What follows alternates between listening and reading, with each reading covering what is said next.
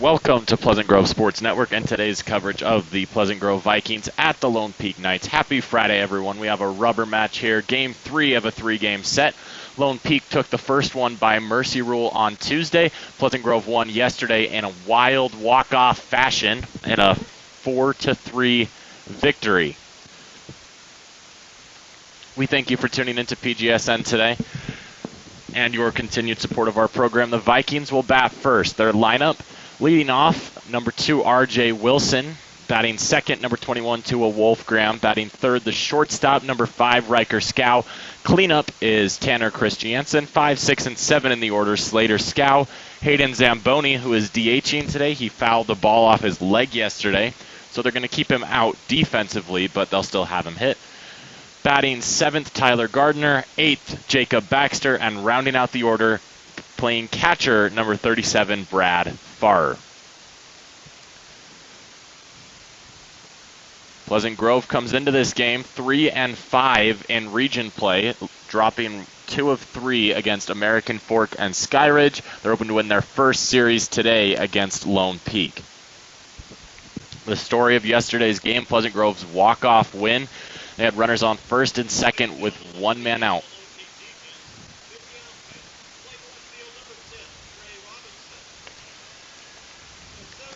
Gardner thought he hit into a double play, and the second baseman flipped it to short.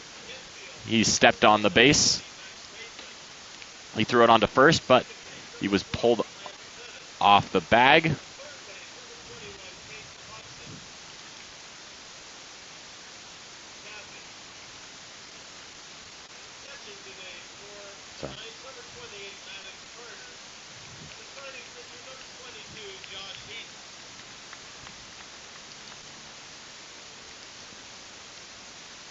We will have the national anthem now, so we'll step away for a second, and then we will be back at the conclusion of the anthem.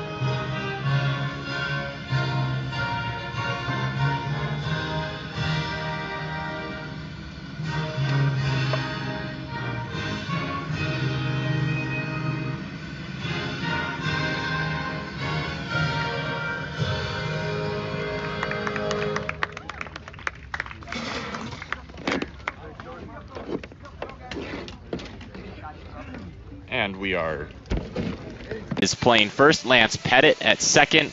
Brandon Cathy playing short. And at third base, Hodson wearing number 21. The catcher will be Carter, and he will be joined by pitcher Josh Heaton on the bump. So Pleasant Grove is facing today. Pleasant Grove had to switch up their lineup a little bit. Hayden Zamboni fouled the ball off his leg yesterday, took him out for the rest of the game. It happened in the first inning, and he was replaced defensively by Tyler Gardner. And the funny thing is, after he fouled off the ball on his leg, he got hit by a pitch 2 pitches later to end the at-bat. So not a good sequence for him, but we're glad he's okay. He'll be DHing today, batting 6th. R.J. Wilson up first, the left-handed third baseman, will lead off. Yesterday, he went 1 for 3 with a single, a walk, and a run. He's looking to get on to open the game. Vikings facing Heaton. The pitch is inside for a strike. Fastball to open him up. Wilson starts with an 0-1. And the 0-1 is taken high and outside for a ball. Josh Heaton is a senior from Alpine, Utah. He's committed to play college ball next year at Southwestern Oregon Community College. The 1-1 is hit into right field, coming on and making the catch is Johnson. And that brings up Tua Wolfgram, who bat third yesterday and second in Tuesday's game. He is a combined 4 for 6 this series with a home run, 2 singles, an RBI, and 2 runs. He's coming up here with 1 man out and nobody on in the top of the first inning, as he takes the fastball outside. Heaton, 6'3", 185, 18 years old. His reported fastball velo taken 2 months ago, he hits around 80 as Wolfgram skies that foul and out of play. Just out of play over the fence. Wolfgram's looked great lately.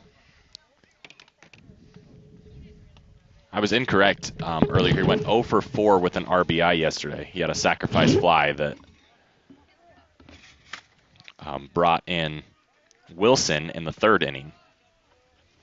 And every run ended up being critical yesterday as the Vikings won by 1 run. So the 1-1 coming into Wolfgram.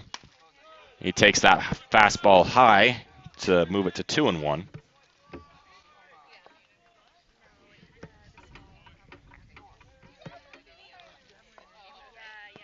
Wolfgram with the neon orange bat and the 1-2. Pops that one back foul out of play. So the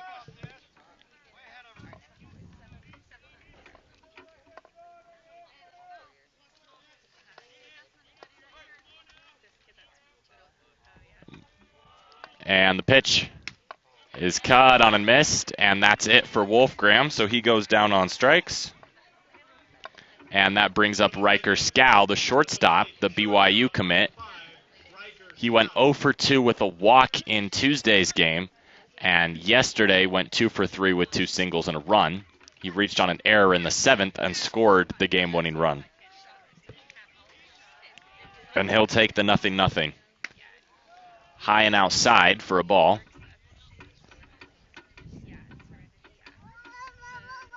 We haven't seen Heaton today. Pitching this series, he played left yesterday and played left on Tuesday as well. So a versatile player, and he's pitching, starting the game today, as that pitch is way high and inside to move the count to 2-1.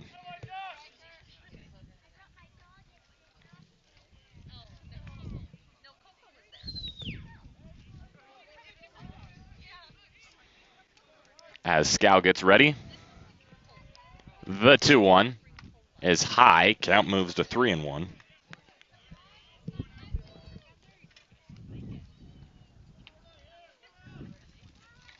Scow he drew 1 walk on Tuesday in the Mercy Rule loss as he hits that one to left center field. Well struck, going back at the track, at the wall. Goodbye.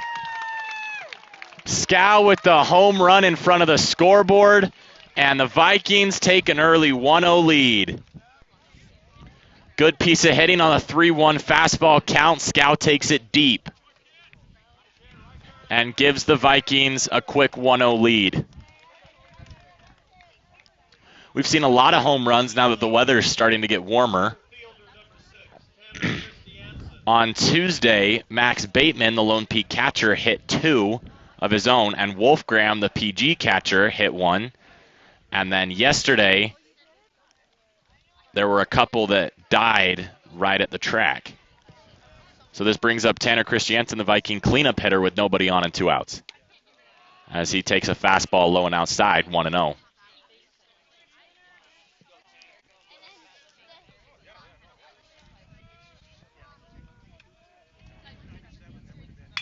As Christiansen hits that one to left center field. And that one hits the top of the wall. And he'll motor into second with a 2-out double. And 2 well-struck balls from off Heaton. And there's a runner in scoring position now for Slater Scow. On yesterday, Scow went 1 for 2 with a single and a walk. And on Tuesday, he went 1 for 3 with a double and a strikeout. He's up now with 2 outs and a runner on second, and a Viking 1-0 lead.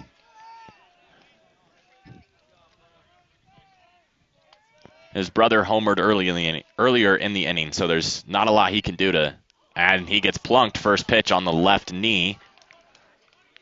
And that brings up Hayden Zamboni, the Viking DH today, with 2 runners on.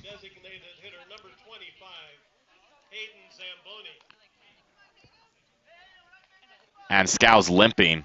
He does not look okay. He ran towards first pretty quickly, and now he seems to have an issue with the left knee that he just got plunked on. So the Vikings will likely bring someone in to pinch run for him.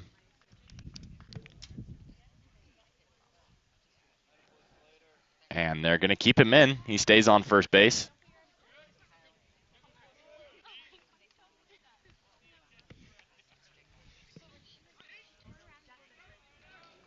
So Scow's going to play through it.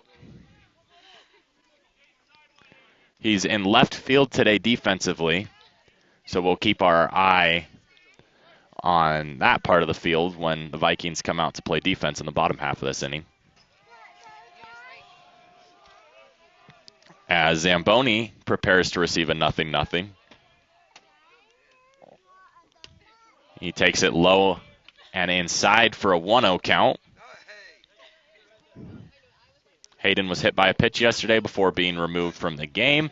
And then on Tuesday, he went 1 for 2 with a single, a walk, and an RBI. He's looking for another RBI here with a runner in scoring position. And a 1-0 lead. He'll take the 1-0 pitch, low, 2-0.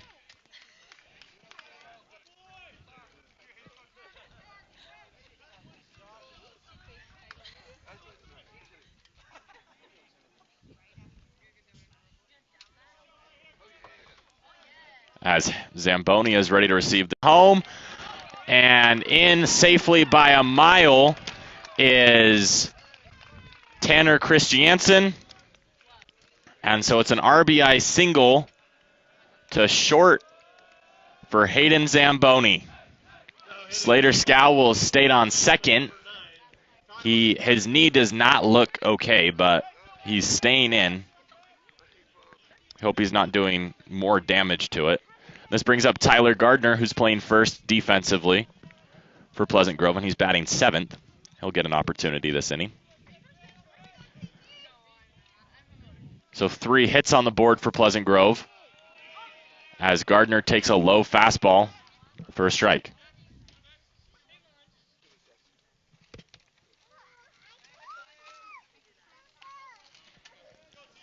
Runners on first and second. It's Slater Scow on second, who was hit by a pitch, and Hayden Zamboni on first, who just singled. As that one struck well into shallow center, bouncing in front of McChesney. Runners will stay where they are, and the bases are loaded for Jacob Baxter.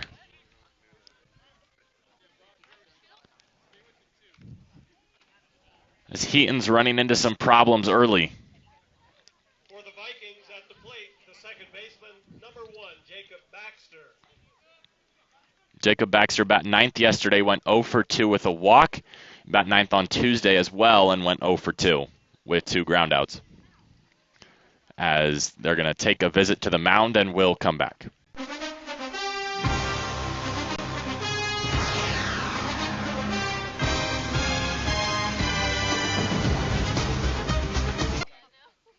So the inning opened up with an R.J. Wilson fly ball to right field. Then Wolfgram struck out, and then the Vikings started pouring it on. A Riker Scow home run, a Tanner Christiansen double. Slater Scow was hit by a pitch. Zamboni singled in between short and third, and that brought in a run. And then Gardner singled to load up the bases. So that brings up Jacob Baxter against Josh Heaton, the Lone Peak starting pitcher, who's through 2/3 of an inning and has 2 earned runs so far.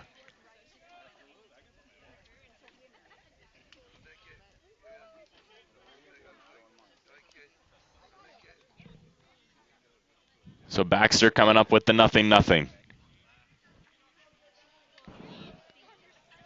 The pitch is outside for a ball, outside fastball.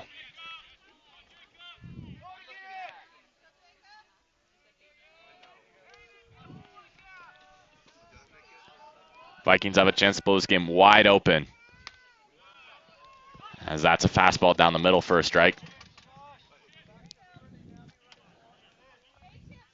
They've already started off great, coming into the bottom half of the first inning, already having the lead. It's going to feel great for Douglas, as there's an outside fastball for a ball. It's going to feel great for Douglas coming in with the lead.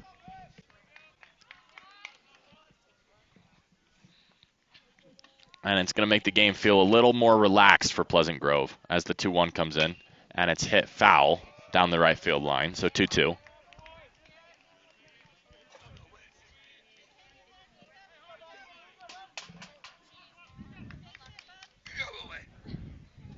And a 2-2 with 2 outs. Baxter from the lefty hits it foul. He's battling.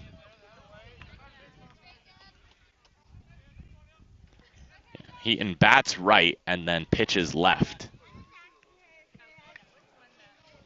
So if he comes up today to bat, he will be batting from the right side.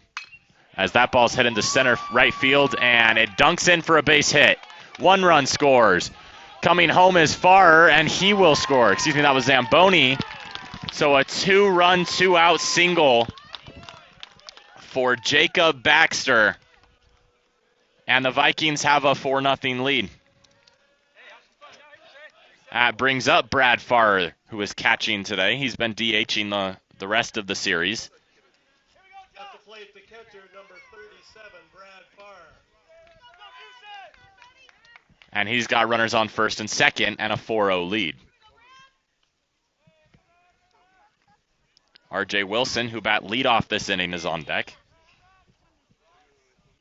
And the pitch is high, but called a strike. Farrer went 0 for 3 with a K yesterday, and on Tuesday he went 0 for 1 with a walk. He only had 2 plate appearances. So he's hitless this series as Heaton steps off. Any hit would be huge here with Gardner on second and Baxter on first.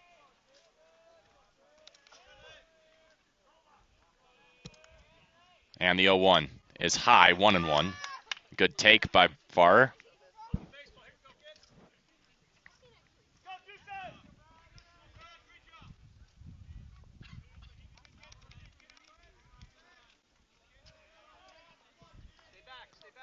And he'll take the 1-1. Heaton deals. Top of the zone for a strike. So 1-2 for Farrer.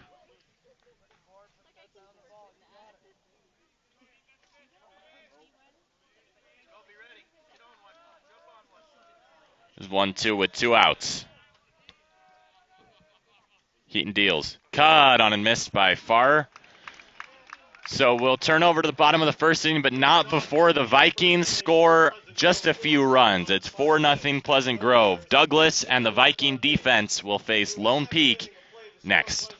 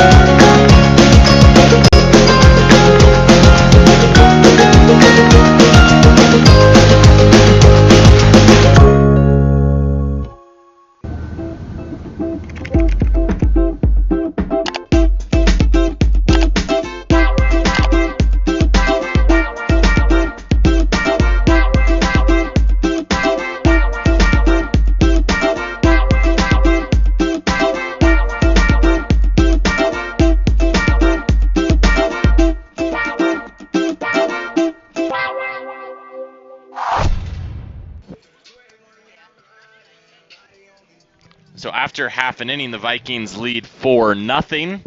The Viking pitcher today is Cole Douglas, the right-hander from Orem, Utah. He's 17 years old, 5'9", 140. He's a junior and has not committed anywhere collegiately. The Vikings defense going from right to left in the outfield, Tua Wolfgram, Tanner Christiansen, and then in left, Slater Scow. Going from third to first, R.J. Wilson, Riker Scow, Jacob Baxter, and Tyler Gardner. Behind the plate, Brad Farr, and then Cole Douglas on the mound. Lone Peak will send up Crew McChesney to lead off. And then it looks like, Leading off the bottom of the first inning for Lone Peak. I guess we'll see when we get there. Lone Peak. And it looks like Josh Johnson will be up third. So McChesney, the left-hand hitter, playing center field, takes a ball.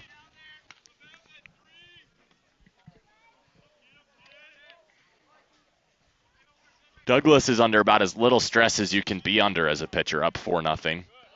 As he fires a fastball in for a ball, 2-0. Coming into your first inning of work, up 4-0. Offense is clicking right now as that ball's hit into straightaway center field and it finds grass. And McChesney is up with a single to shallow center, and that brings up Brandon Cathy. And he will be followed by Hodson and then Johnson. So 1, 2, 3, 4 for Lone Peak is McChesney, Cathy, Hodson, and then Johnson. Throughout the first two games of the series, it was Heaton batting fifth. He's pitching today. We'll see if they still bring him up to the dish. Cathy is at the plate now. They'll check on McChesney at first. I brought it up a lot yesterday, but it's been interesting to see what teams have done with a runner on first and nobody or one man out. As there's a fastball high and tight. Trying to get out of that double play ball. It's a lot easier to steal in high school than it is, almost at any other level. As McChesney sneaks off first. And Douglas deals, and it hits him. So Cathy gets plunked and takes first base. So now there's runners on first and second, nobody on. And that brings up Hodson. Now hitting the third baseman, number 21, Caden Hodson. And then Johnson. And then it looks like it'll be Roberts, who's DHing.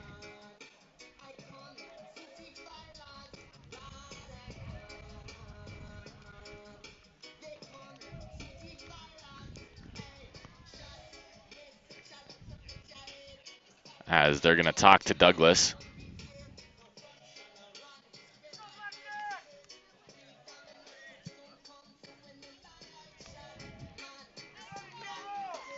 As Hodson will tighten his gloves. Caden Hodson, the dangerous righty. Yesterday, he went 1 for 3 with a single and a walk. And then on Tuesday, Hodson went 3 for 3 with 3 singles and 2 hit by pitches. Reached base in every at-bat. And the pitch is in there for a strike. Hodson from Cedar Hills is given a perfect game grade of 8, which lists him as a potential draft pick and or an excellent college prospect. So a lot of potential for this young man, but he's uncommitted currently as he hits that one towards third base, and it gets past a diving Wilson. Rounding third, coming home is McChesney, and they'll hold Cathy at third. It's a double. It's an RBI double for Hodson. And the Knights start to chip away at the Pleasant Grove lead. And now they have runners on second and third, and PG goes straight to the bullpen. So a short hook for Douglas. And he's done after failing to get an out. His line will be final once the runners on second and third are accounted for.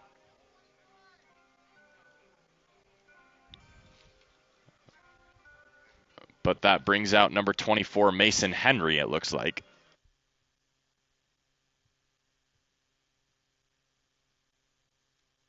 Or Henry's coming out to play the field, and the Vikings will have one of their fielders pitch.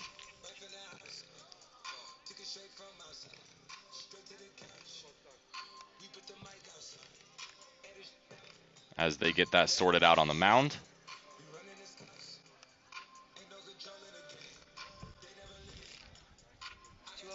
Mason Henry goes out. It looks like it's going to be Tua Wolfgram pitching.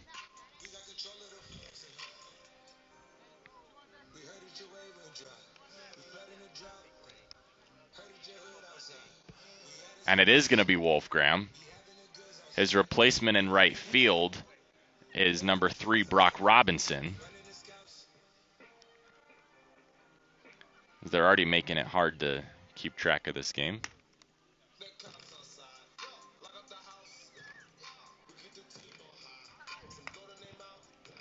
So the new right fielder for Pleasant Grove is Brock Robinson, as he comes in as a defensive replacement for Wolfgram, who's now pitching.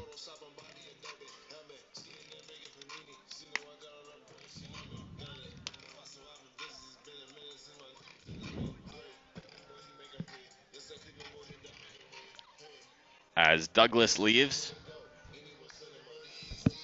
you have to wonder if maybe he's injured or if they just had a short hook. They wanted him to open, maybe go 1-2 innings, and he just didn't look sharp enough. But it looks like it's going to be a bullpen game for Pleasant Grove. We're going to have a lot of pitching changes today. As Wolfgram, who's been catching, who caught on Tuesday and Thursday, played right field today and is now in to pitch.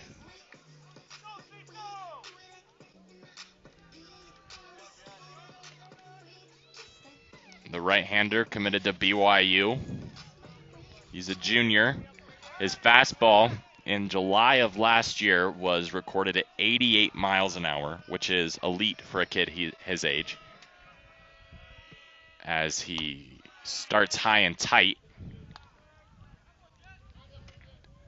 to Johnson, the right fielder.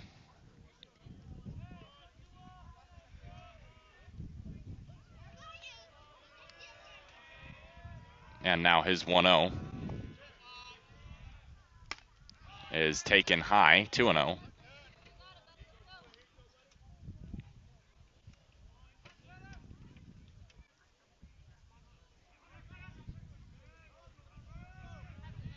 And the pitch. High and outside, so Wolfgram not looking sharp to start.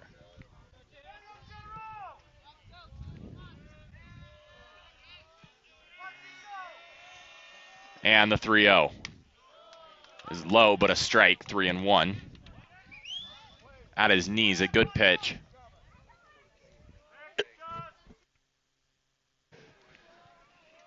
So a 3-1 coming in from Wolfgram is a walk. Johnson looked confident in the call that he thought he got, and then he started to hesitate a little bit, but no call. And it's Josh Heaton, who is pitching today, who will bat now. And he will be followed by number 20, Max Bateman, the first baseman.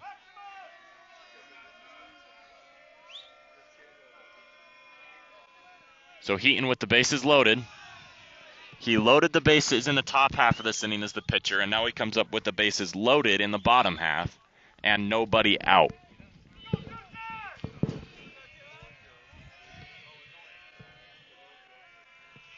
The pitch is grounded up the middle, fielded by Scowl, flip to second, on to first. It's a double play. One run still scores, but that's about the best outcome you could ask for if you're Pleasant Grove. So Tua turns 2, and it's the first out of the game for Pleasant Grove pitching, first 2 outs.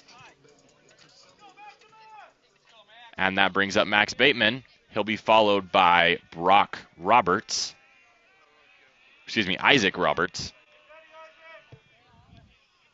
if he is to get on. The runner on third is Hodson for Lone Peak, and nobody else is on. As that's grounded to the shortstop. Scow, good backhand throw to first. Good grab by Gardner. So Tua Wolfgram gets himself out of the trouble that Cole Douglas put him in.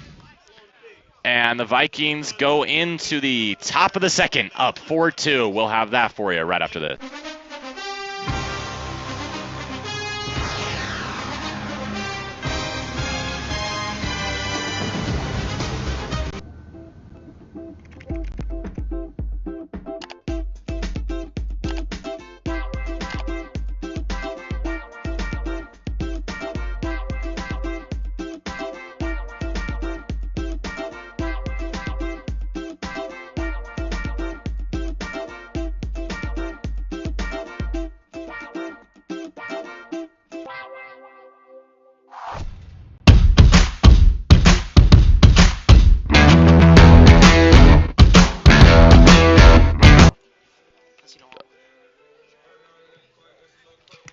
Welcome back to Pleasant Grove Sports Network. Coming into the top of the second, Vikings lead 4-2. And they come in with the lead, and they will face Josh Heaton for his second inning of work. He allowed 5 hits, 4 earned runs, and 2 strikeouts in the first inning that he pitched. He's getting caught by Carter. As the Vikings will send up the top of the order in the second, it'll be Wilson, Wolfgram, and then Scow, the third baseman, pitcher, and then shortstop. Douglas's final line, he failed to record an out, allowed 2 hits, 2 earned runs, no walks, no strikeouts, 2 runs, and no errors behind him, as he was allowed to go through 3 batters before he was pulled. So not the best start you could ask for. Wolfgram cleans him up with a double play, allowing a run. And then a ground out to short. And Wilson takes a pitch low and by his feet for ball 1.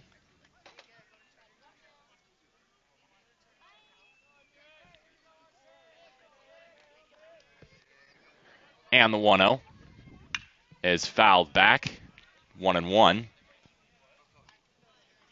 into the parking lot right behind the field.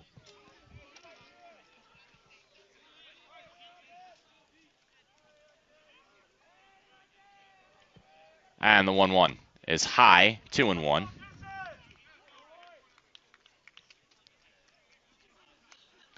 As in the bottom half of the first, Lone Peak mustered up 2 hits, 1 walk, 2 runs, and 1 man left on base.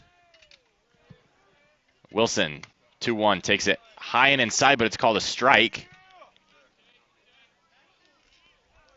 2-2.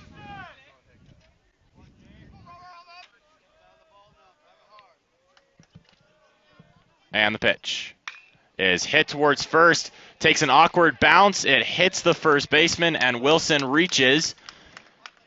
Max Bateman couldn't hold on to it. We'll see if they score it a run or an error.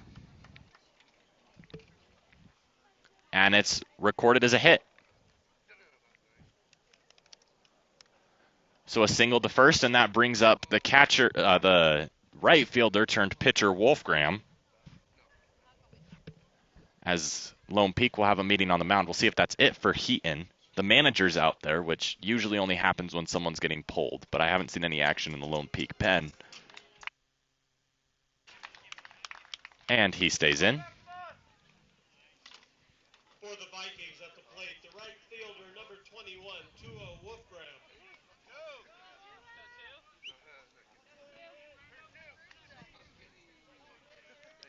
So Tua Wolfgram, who hit a home run in the opening game of this series and then went 0 for 4 with a sacrifice fly yesterday,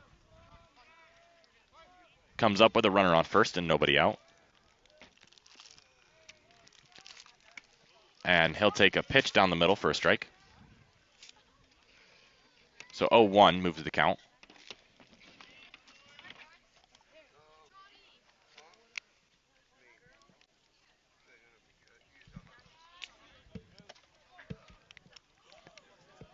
Wilson on first is coming back from an ACL as Wolfgram hits that foul behind the Pleasant Grove dugout to move the count to 0-2. Wilson tore his ACL 6 months ago. Players who do that are given a 9-month recovery time, and he's back after 6 months. So he healed quickly. He's looked good defensively and at the plate, and is making an impact as Wolfgram takes a ball outside. Wilson missed the first series against American Fork and then the first 2 games against Skyridge before coming back. And then he's played all 4 games since then. The 1-2, they'll check on Wilson at first. He stumbled a little bit, but he's back in plenty of time.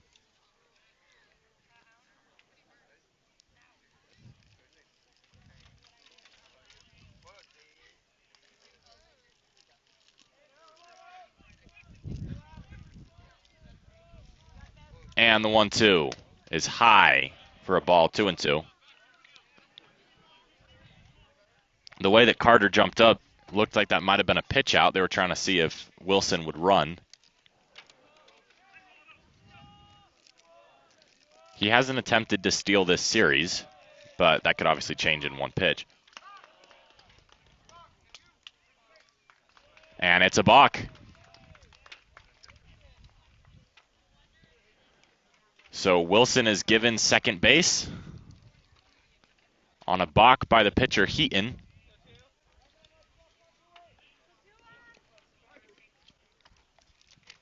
I didn't quite catch what happened, but Wilson's on second. So 2 balls, 2 strikes into Wolfgram. Runner on second, nobody out. As he pops it up, and it drifts out of play into the stands.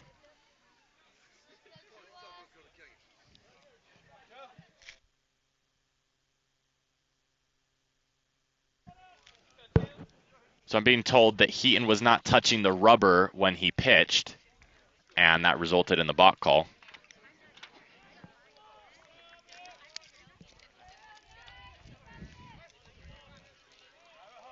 The Vikings had an interesting series for one player against American Fork. He reached on a hit by pitch as the 2-2 is cut on and missed by Wolfgram. 1 down. That's Wolfgram's second K today, and that brings up Riker Scow, who hit a home run in the first. Vikings had a player against American Fork who got hit by a pitch and scored and got to first, reached second on a stolen base, reached third on a passed ball wild pitch, and then got home on a balk. So without bat connecting ball, he scored. He went all the way from home, all the way around the bases, and back home. So the 0-0 to Scow is hit towards first and second and finds a hole. Wilson rounds third. He's coming home. The throw is, tag is not applied. Throw is in time, but it's a single by Scow and his second RBI of the ball game. Vikings take a 5-2 lead. The throw was in time, and it was a decent throw. It just pulled the catcher too far off the bag. And it brings up Tanner Christiansen, the dish for Pleasant Grove.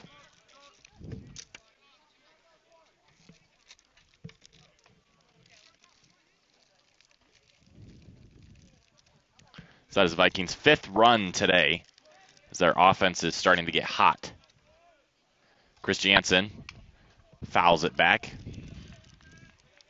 The Vikings struggled to score the first game of this series when they got mercy ruled 14-4. Yesterday, they had a couple runs that they scored a couple runs on. And then today, they've scored 5 through 1 1/3.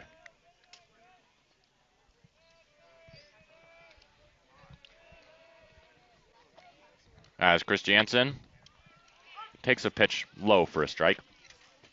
So the count moves 0-2.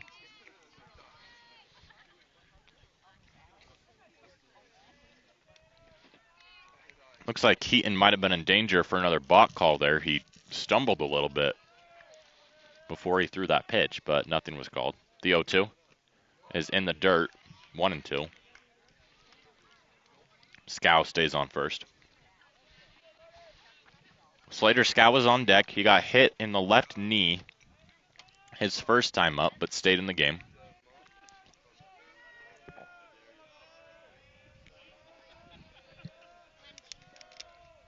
Runner goes. They'll check on him at first, and he'll get tagged out. So it's a 1-3-6. Caught stealing.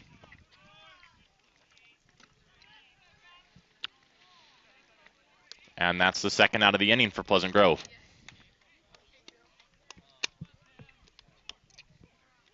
One, two.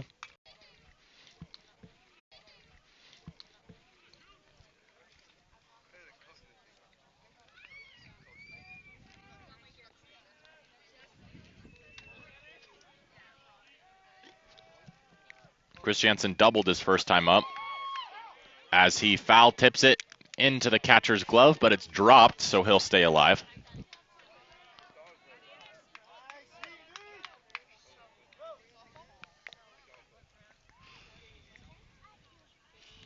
So Chris Jansen hit a clutch double, or he hit a double in the first with no runners on and 2 outs, and he's up here in the second with no runners on and 2 outs.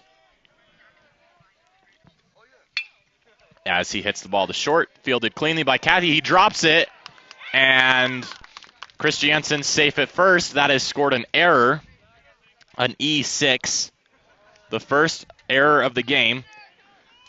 This series has kind of been littered with errors. There were 4 yesterday, 2 by each team. And then on Tuesday, Pleasant Grove had 3. So there have been 7, now 8 errors this series.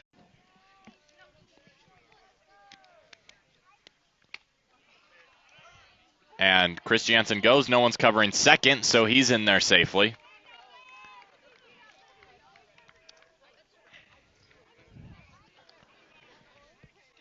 He went after the ball was caught, but Cathy wasn't covering, and Pettit wasn't covering. So all safe at second is Chris Jansen. So Scow's up with a runner in scoring position. And a 1-0 count. And the pitch is outside for a ball, 2-0.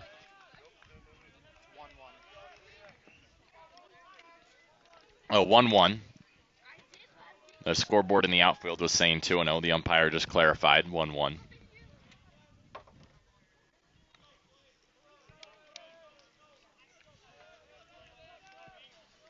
So the 1-1 pitch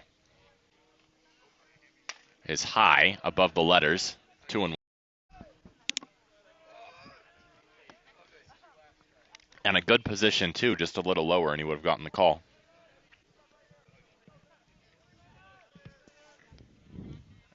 And stepping off is Heaton.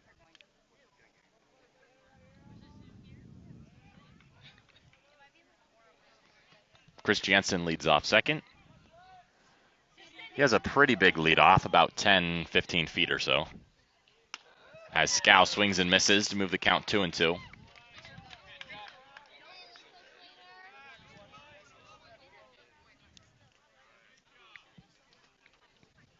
Hayden Zamboni is on deck if Scow can get on. He's singled, scored a run and an RBI his first time up. But first, Scow with 2 balls, 2 strikes, and 2 outs. The pitch, cut on and miss, strike 3. So Heaton, for the most part, works himself in and out of trouble. Wolf Graham comes out for his second inning of work right after this.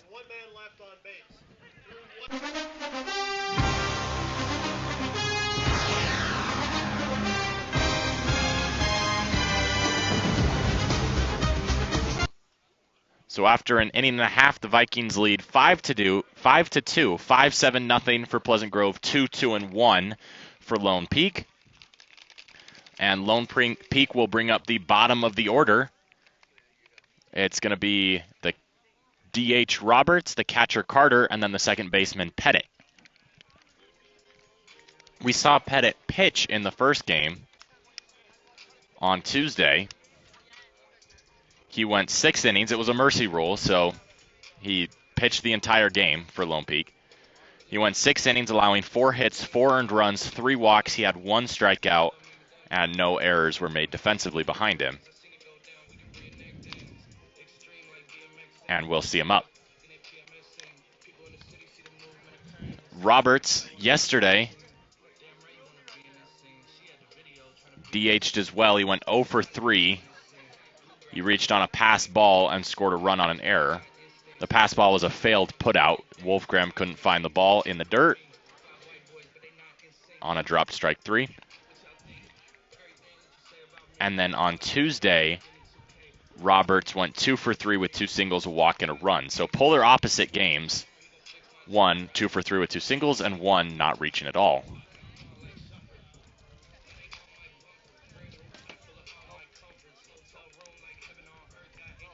Oh, I'm wrong. I don't think we will see Carter up, the catcher. Leading off the bottom of the second inning for the Knights. Batting second is going to be the left. Batting second this inning, 8th in the lineup, is going to be the left fielder Trey Robinson.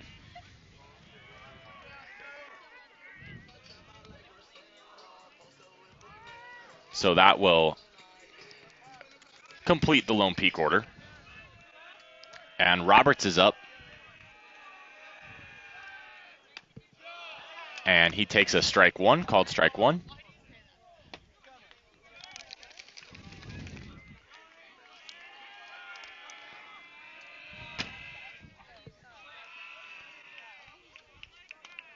And he takes a ball on the second pitch, so 1-1. Vikings with a 3-run lead. And the 1-1 is hit to right field. Coming on and making the catch is Robinson for Pleasant Grove, Brock Robinson. And now it's Trey Robinson for Lone Peak who comes up. We saw him pitch yesterday. He took the loss. He went a third of an inning, allowing 1 hit, 1 earned run, 2 walks, and a run.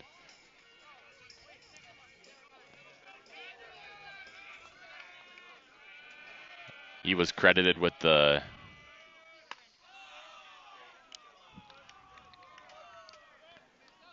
run that put the Vikings in front and kept them in front. So that gave him the loss, and now he's at the dish. Fastball low, can't be framed by far, and it's 1-1.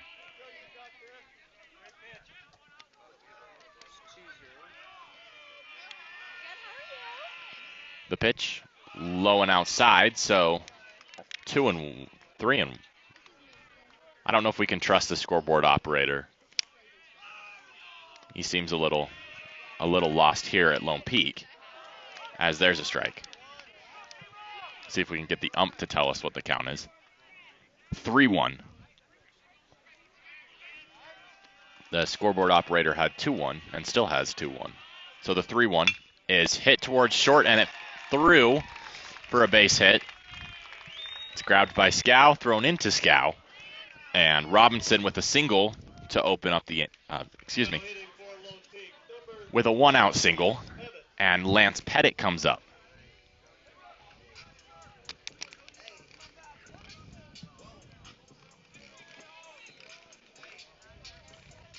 As I mentioned earlier, Pettit pitched on Tuesday. And he bat yesterday and went 0 for 0 with 3 walks, a stolen base, and a run, as there's a strike at his knees. So he was up 3 times and he walked 3 times. And then on Tuesday, while he was pitching, he went 2 for 3 with 2 singles and a walk, as well as getting caught stealing. And they'll check on the runner at first. He's in there safely. It's Robinson on first.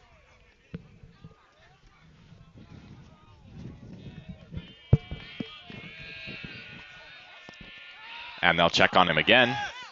He's back safely. Pleasant Grove thought they got him.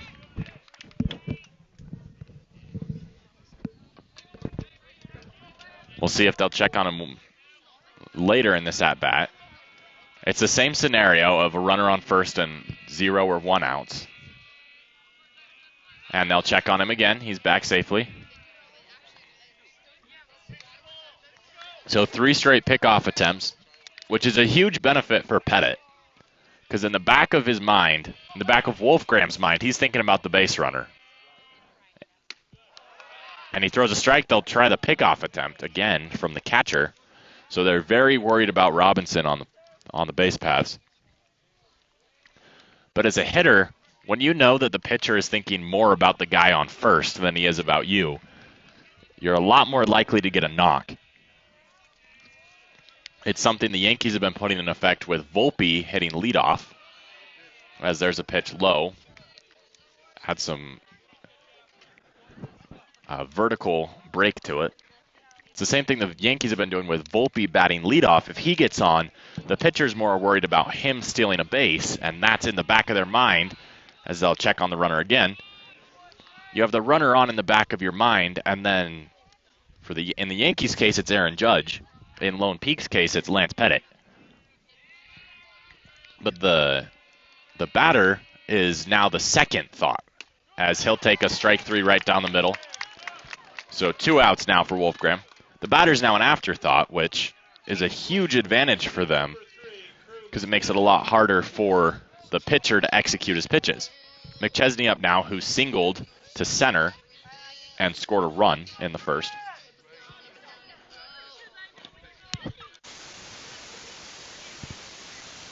And I'm not saying in any way that the Yankees and Utah high school baseball are completely comparable, but baseball as a game is very comparable at this.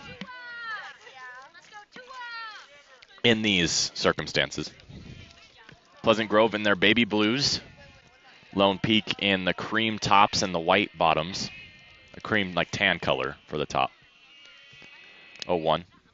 Caught on and missed 0-2. So if anybody's watching that has a debate with anyone else that cream and white are the same color, just show them Lone Peak's uniforms. Cream and white are not the same color. As McChesney, they'll check on the runner at first. They got him. So a successful pickoff. McChesney will lead off the 3rd inning. And the Vikings will bring up 6, 7, and 8 in their order. It's going to be Zamboni, Gardner, and Baxter in the top of the 3rd after this.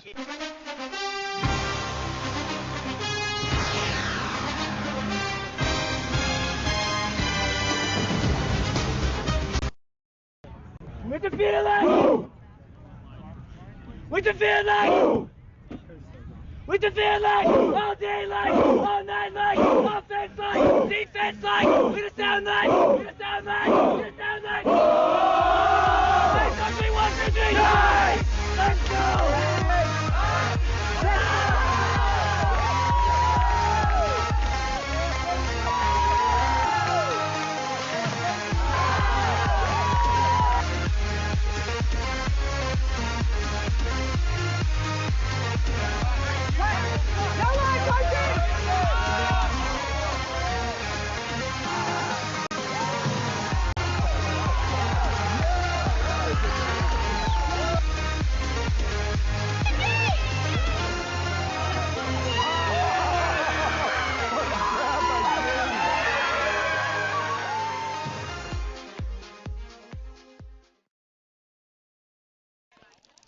We welcome you back to the top of the 3rd inning. In the last inning, Lone Peak with 1 hit, no walks, no runs, nobody left on, and they'll bring up the top of the order in the bottom half of this inning. But first, Heaton has to worry about Zamboni, Gardner, and Baxter, who all 3 hit singles and had a combined 3 RBIs in the 1st inning.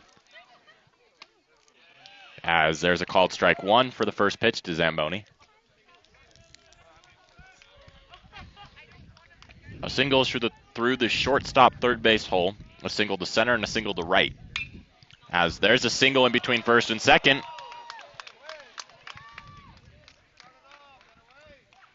To lead off the 3rd inning. Now hitting for the Vikings number 9, Tyler Gardner. That brings up the first baseman, Tyler Gardner, who had the center field single in the first. And it looks like they want a pinch run for Zamboni. And they will. So Zamboni's being pinch run for by Gabe McCoy, number 7.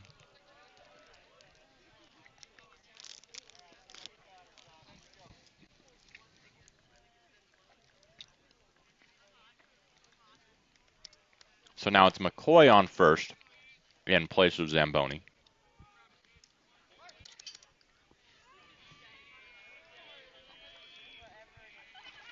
But more importantly, it's Gardner at the dish, and he swings and misses at a high fastball.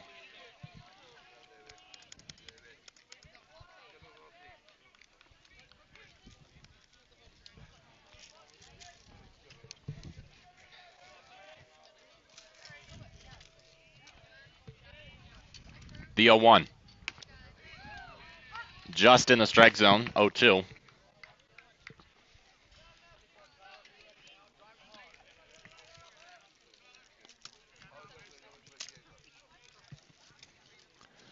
So the 0-2 coming into Gardner. As he makes Heaton wait. And he fouls it back. Just caught a piece of it.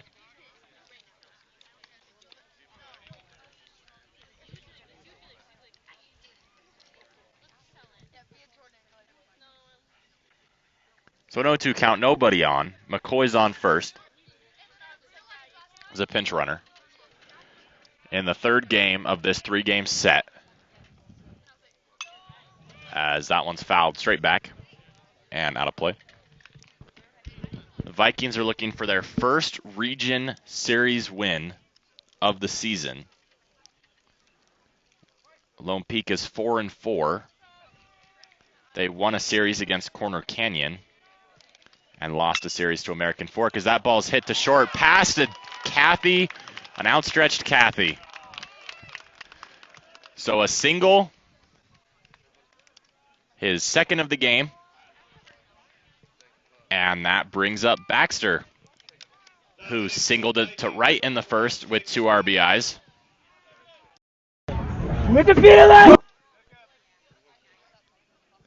And the right-hand hitter, who's playing second today, looks for maybe a couple more RBIs here with nobody out, runners on first and second. It'll be interesting to see Pleasant Grove's base running decisions here, as Cathy's playing really close to second, and time is called.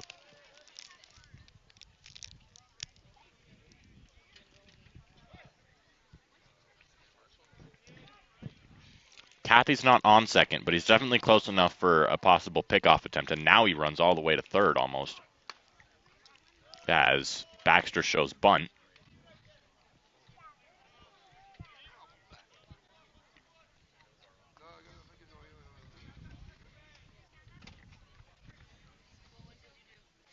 They have him do that every time. Cathy's going to get his steps in.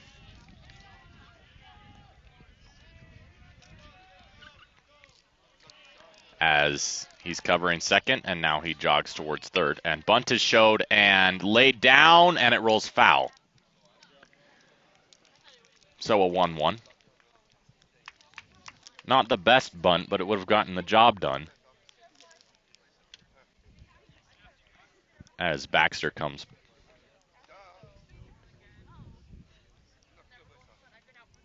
back up. 1-1 count now.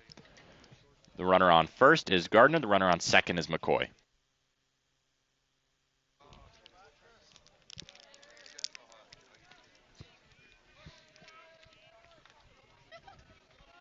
So Heaton, who struggled through 2 innings, has allowed 5 runs and 9 hits so far. His 1-1. Bunt again to Heaton. He's going to go to third in time. So a 1-5 fielder's choice, grounded into by Baxter. And that brings up Farr with the same situation, just a man out now. Runners on first and second.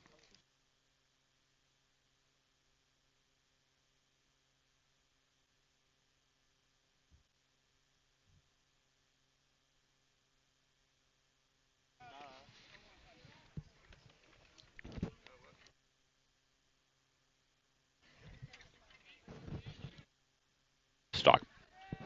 So a 5-2 lead for Pleasant Grove. Runners on first and second. Baxter's sack bunt did not work how he intended. We'll see if they're going to take off the bunt for Farr as he takes a pitch up by his head.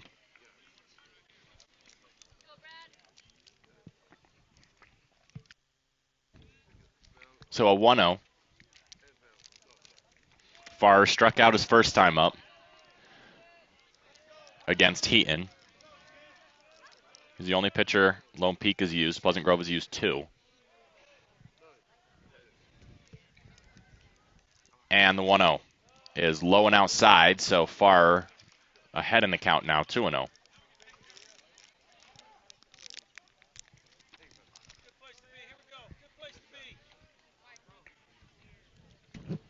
We'll see if Heaton goes with a get me over off speed or if he goes with the fastball and tries to place it where he wants.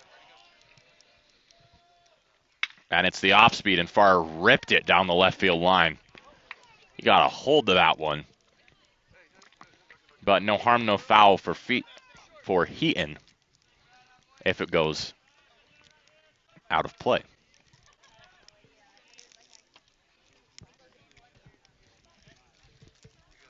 So a 2-1 count.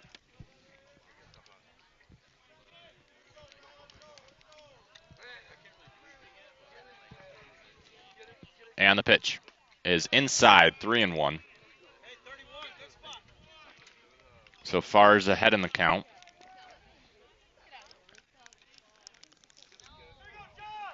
In the fastball count now.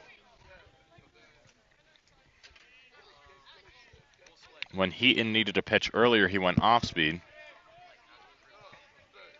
We'll see where he turns now. The delivery is high for a ball. Bases loaded.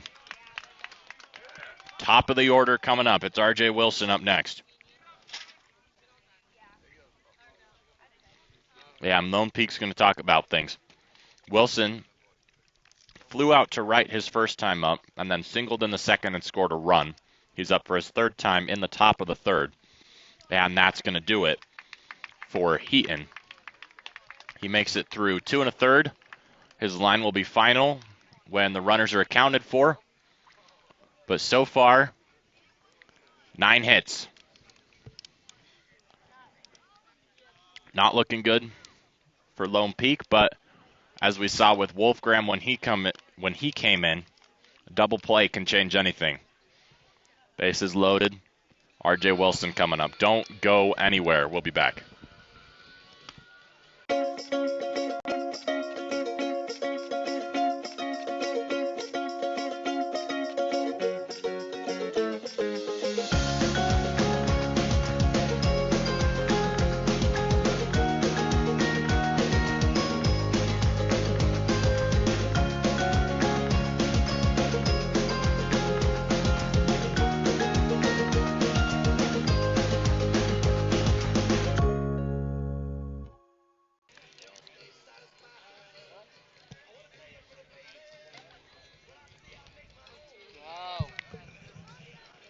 So the new pitcher for Lone Peak is number 11.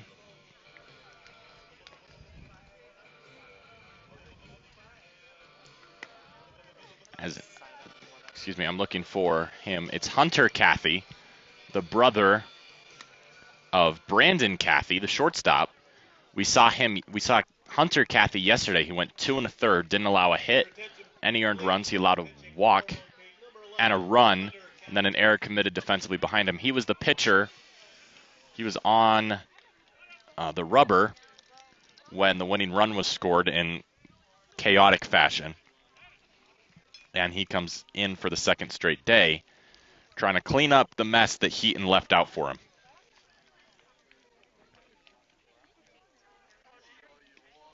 And R.J. Wilson's looking to clear the table.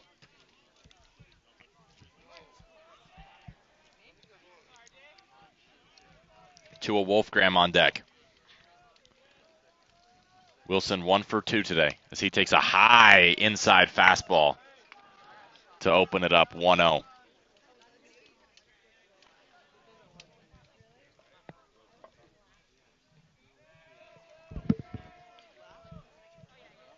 As the bases are loaded, it's Farrer on first, Baxter on second, Gardner on third. Zamboni singled to open up the inning. He was pinch ran for by McCoy and then thrown out at third on a bunt attempt by Baxter. The 1-0. Plunks him. Run scores.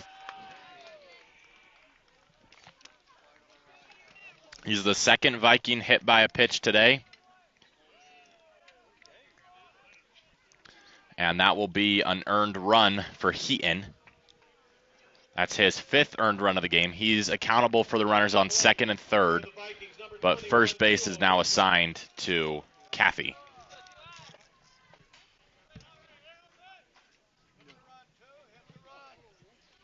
So Tua Wolfgram up with the bases loaded.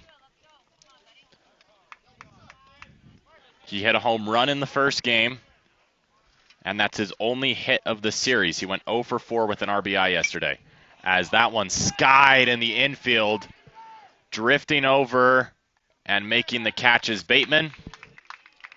So the bases are now loaded with 2 outs, as it's a pop out to first. That brings up Riker Scow, who singled and hit a home run today.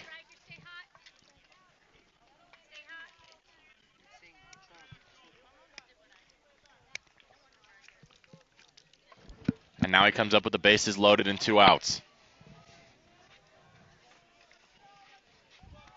Vikings up 4, chance to make it more, as Cathy's going to step off the bump. And now Scow steps in. Ready to go. Here's the pitch. It's drilled into left field, and it dunks in front of him. Rounding third, coming home with a throw on a laser that might have hit the runner, Nordrick. He was pinch running, but a 2 RBI single. Nordrick was pinch running for Baxter, but a 2-run RBI 2-out single for Pleasant Grove, and now they're up 6.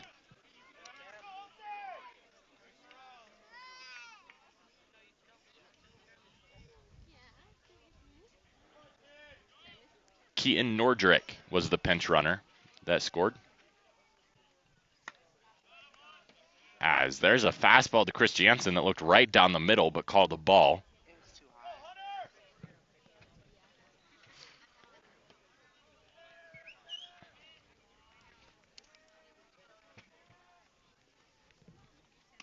As that pitch is outside, 2-0. As it's Scow on first, Wilson on second.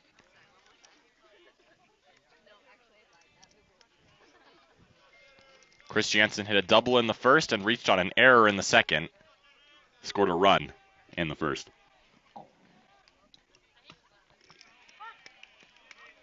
As he takes a 2-0 strike to move the count to 2-1.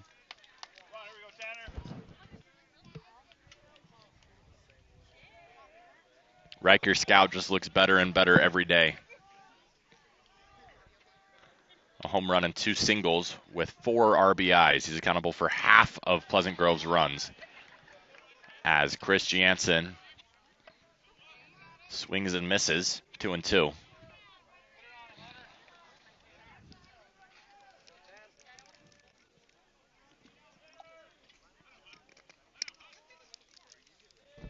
Two balls, 2 strikes, 2 outs. Cut on and missed by Chris Jansen. And that's going to do it for the Vikings in the 3rd inning, but not before they put up a crooked number. It's 8-2 Pleasant Grove. We'll be back after a short message.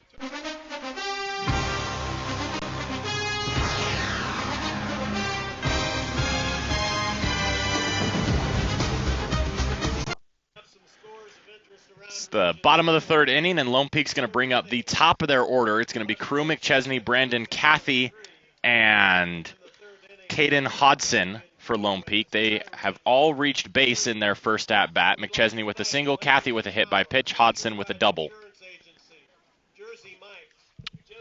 As Wolfgram is out for his third inning of work, he's pitched. He's gotten every out this inning. Douglas opened the game.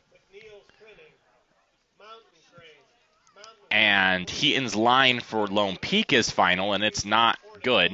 2 1/3 innings, allowing 9 hits, 7 earned runs, 1 walk, 4 strikeouts, and 7 runs allowed. And Cathy comes in to clean up the last 2/3 of an inning.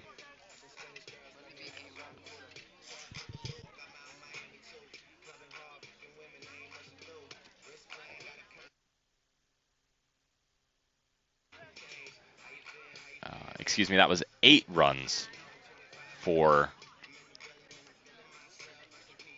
Heaton. And now Wolfgram's out. He has 0 earned runs assigned to him. The 2 runs that were scored were both runners of Douglas's. And McChesney came out. He was up in the bottom of the second before Robinson got picked off first in the middle of McChesney's at-bat.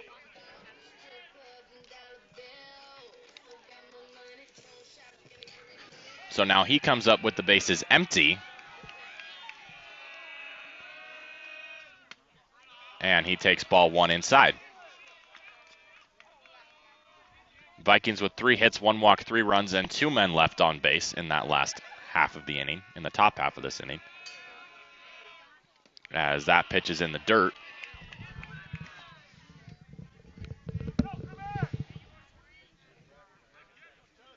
As it's a nice day out here in Alpine. We've had a couple really cold games this season as the 2-0 is cut on and missed. Great movement on that pitch by Wolfgram. He got him swinging at a pitch in the dirt. It's 67 and sunny out here.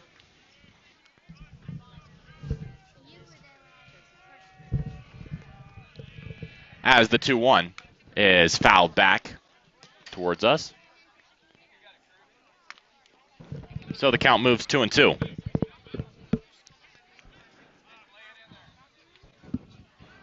Pleasant Grove will be back in action on Tuesday against Westlake as they open up a 3-game set against the Thunder. And the 2-2 is high and outside for a ball. Count moves full. Pleasant Grove's currently 5th in region play. Westlake is last as the payoff pitch is hit fouled down the first baseline.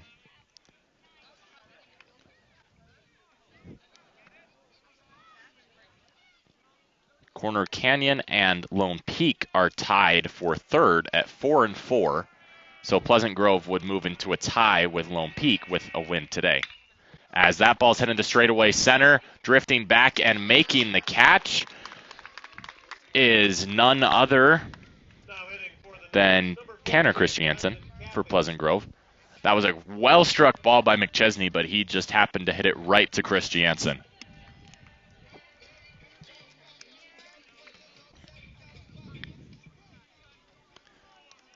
And that brings up Brandon Cathy, who was hit by a pitch and scored a run in the first inning. And he takes a fastball high by the letters, and the ball gets away from Tua on the throw back to him.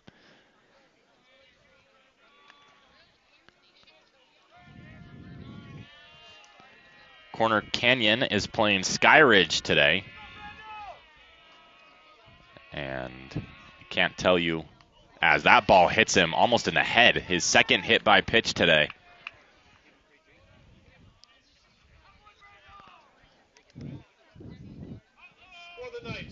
And that brings up number 21, Caden Hodson, who has a runner on first and 1 out. He hit a double and notched an RBI in the first inning.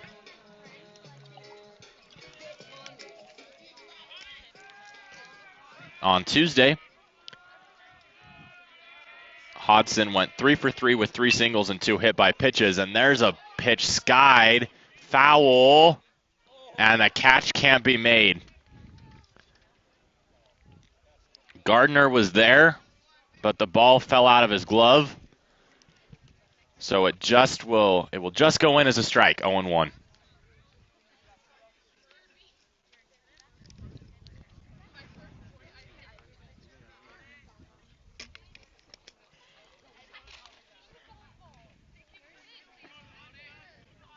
So an 0-1 count, as Lone Peak will face Crimson Cliffs tomorrow in just kind of a random game. And then they'll face Skyridge, a 3-game set, as that pitch is fouled back. So the count moves 0-2 on Hodson. It's Jethro Johnson on deck, the right fielder. As Kathy dances off first, being held on by Gardner. 0-2 count, 1 out.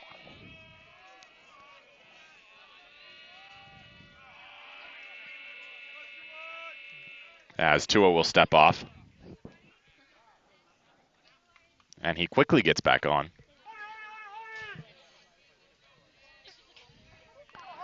So an 0-2 count, 1 out. Hodson at the dish. Runner on first, they'll check on him. He's back safely. They had the pickoff on Robinson in the last inning that was also done by Wolfgram.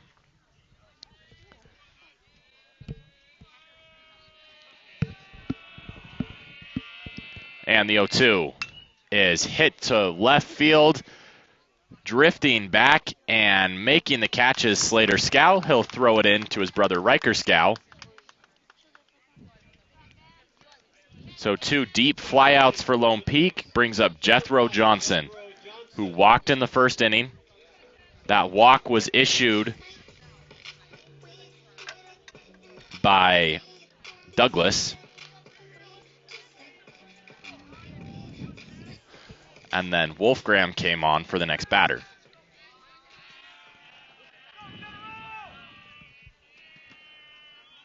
So Jethro, the right-handed hitter.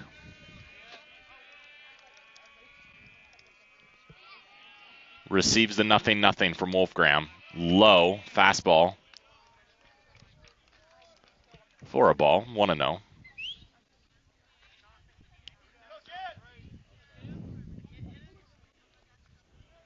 Jethro Johnson is a senior, the right-hand hitter. He is not committed to play baseball as he takes a strike, 1-1.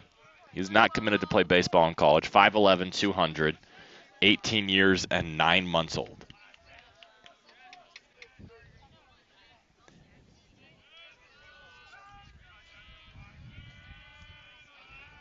As the 1-1. And they'll check on the runner at first. He's back safely. Kathy, who got hit by the pitch, is the pesky man over there.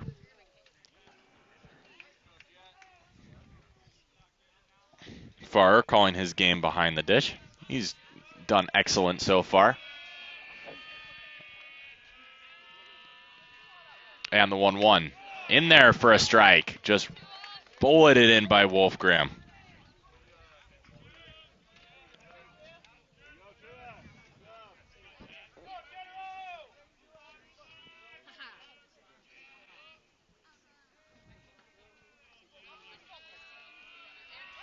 And they'll check on the runner first. He's caught in a rundown.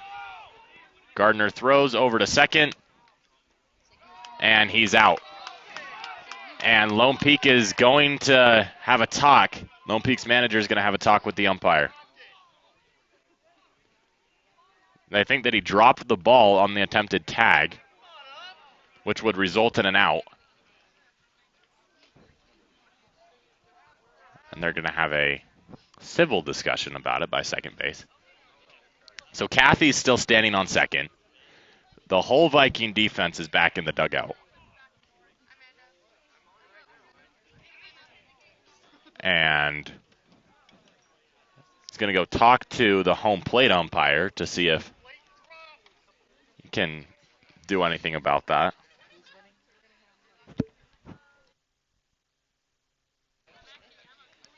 See if a call changes. And they rule him safe. So the Vikings have to bring their defense back out. as the argument by Lone Peak ends up going in their favor, and the inning stays alive. Kathy advances to second.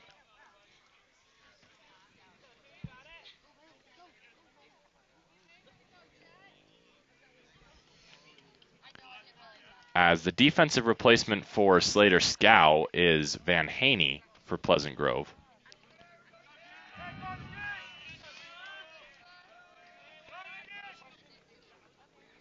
And now Pleasant Grove is going to talk to the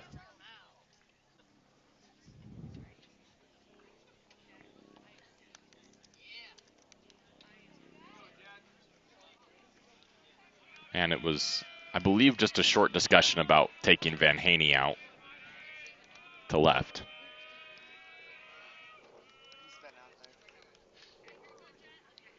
I believe he's been out there, or I'm starting to believe he's been out there since the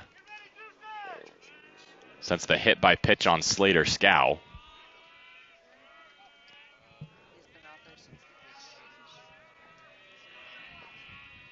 So it's the 1-2 by Wolfgram. As it's a strike three. So the Lone Peak argument ends up not making a difference, as the Vikings will bring up Slater Scow, Zamboni, and Gardner in the top of the fourth. We'll be back.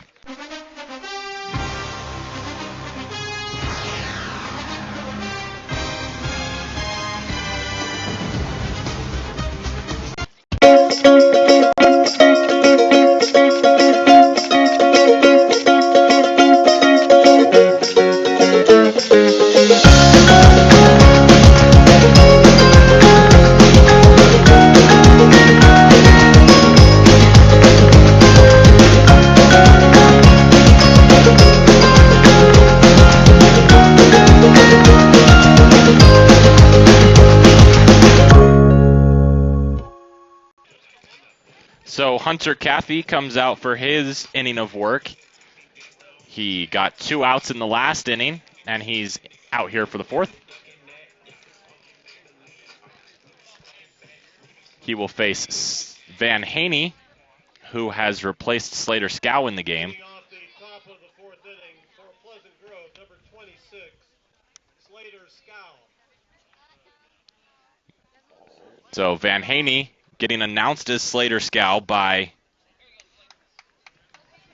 the PA announcer here at Lone Peak. We'll see if he can make him remember the name, as he's using the same bright orange bat as Tua Wolfgram uses. And the Vikings are up 8-2 in the top of the fourth inning. Van Haney now. And he'll ground it to third past a diving Hodson. And it's a leadoff single for Van Haney and the 11th hit of the ball game for Pleasant Grove. So it didn't take Van Haney long to make him realize that he's a force to be reckoned with. And that brings up Hayden Zamboni, who's hit 2 singles today, one to the shortstop and one past the first baseman.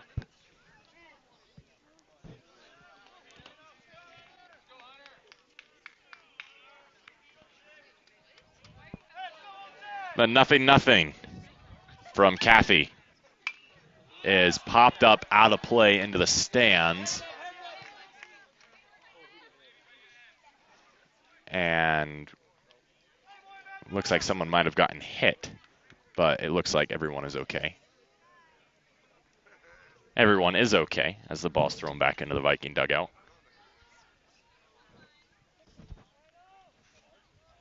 You might want to get someone from the dugout to come out and make that catch. It can count as an out. The 0-1 is just high for a ball, 1-1.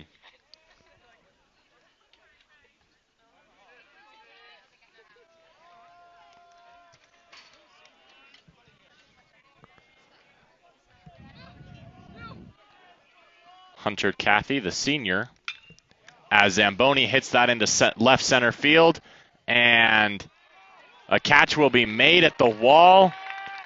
A great catch by McChesney.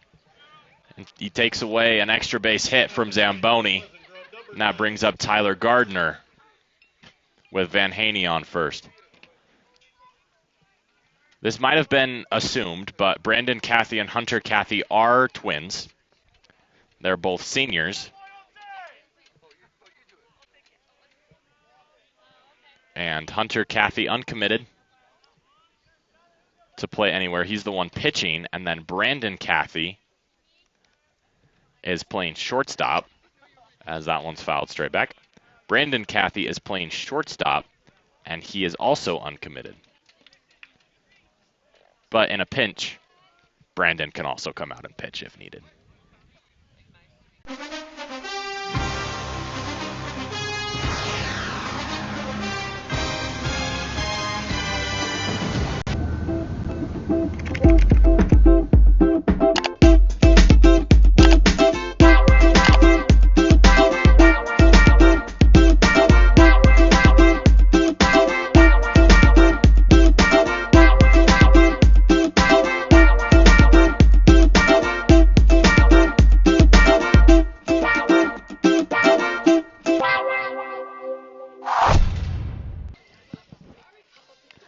So after 3.5, the Vikings line 8-11 and nothing. Lone Peak at 2-3-1.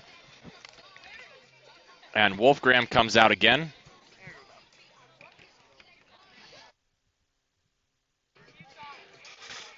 So Wolfgram comes out for his 4th inning of work.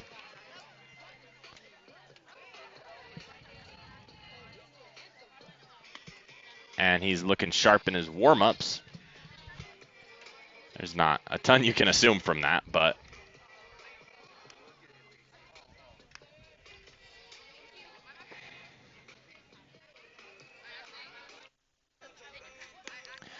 and Wolfgram this inning will face 5, 6, and 7 in Lone Peak's order. It'll be the pitcher Heaton, the first baseman Bateman, and then the DH Roberts.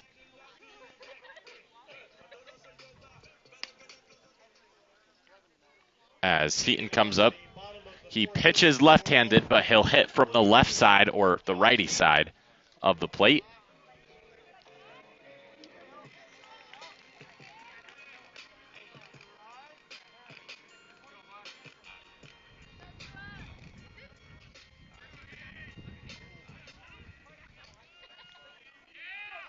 And the 0-0 from Wolfgram is taken for strike one.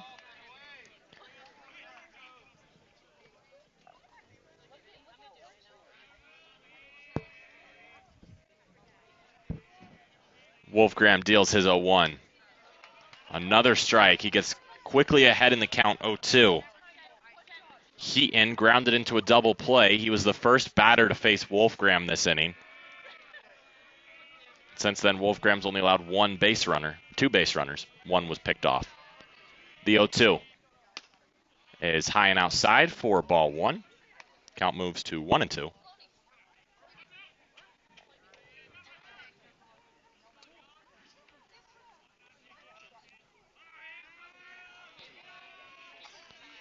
And the 1-2 from Wolfgram is poked into left field.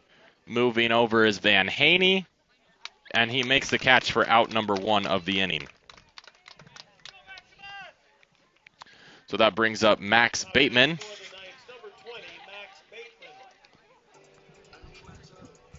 With 1 out, Bateman grounded out to short to end the first inning. And he's in his first plate appearance since then now.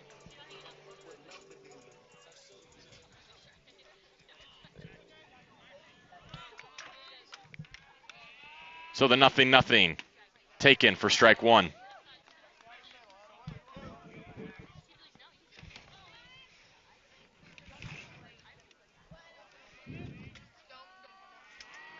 Bateman yesterday went 0 for 3 with 2 strikeouts, and he swings and misses at that 0-1, moving the count to 0-2.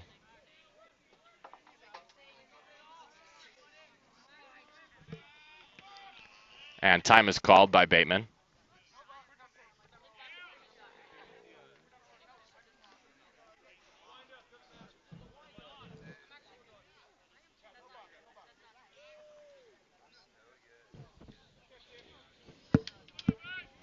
And Tua gets ready for the 0-2 pitch. And it's hit towards short. Scow fields cleanly. The throw in time. Good grab by Gardner. So the second 6-3 ground out in his second at-bat today by Bateman brings up Roberts, who flew out deep to right field in the second inning.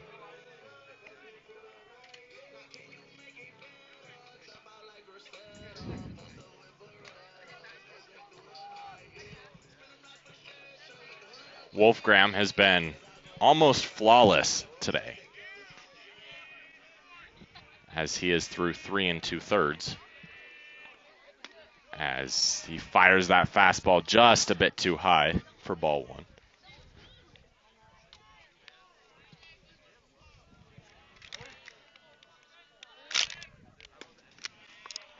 And that pitch is taken for a ball as well, so 2-0.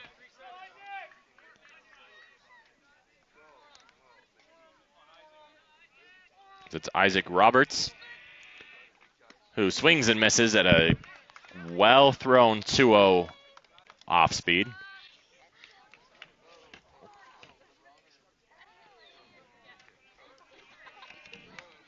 Robinson up next. The 2-1 is grounded foul.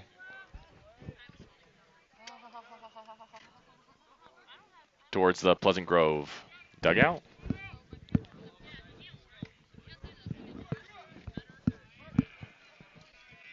Two balls, 2 strikes, 2 outs.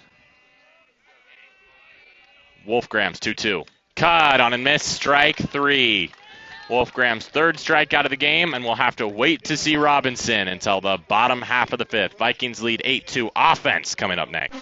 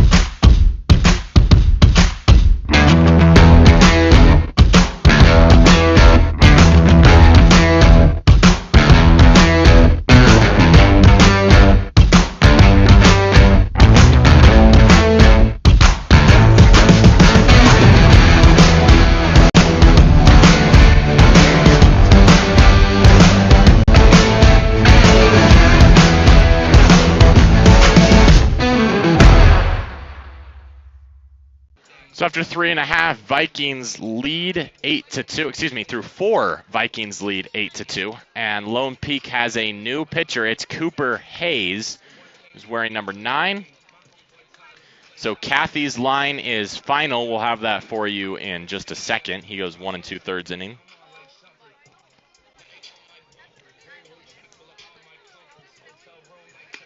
As we try and piece together his line, he did not allow a run.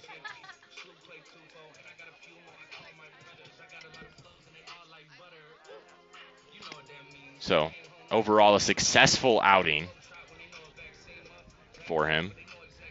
And he pitched well yesterday as well.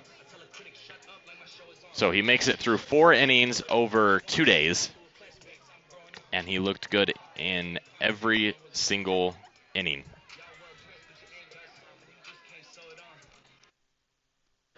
And he will face Jacob Baxter, who was at bat to end the last inning before Haney was caught stealing, trying to get to second.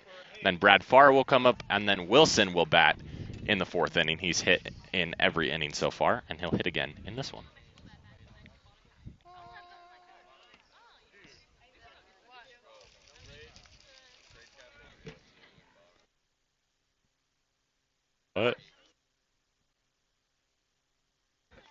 So Kathy's final line, he goes 1 2/3 innings, allowing 2 hits, no earned runs, no walks, 1 strikeout, no runs, and no errors made defensively behind him. So that brings up Cooper Hayes to face 8, 9, and 1 in Pleasant Grove's order. He's kind of a submarine sort of sideball pitcher, and he draws a ground ball. on pitch 1, and it'll be taken by Bateman himself.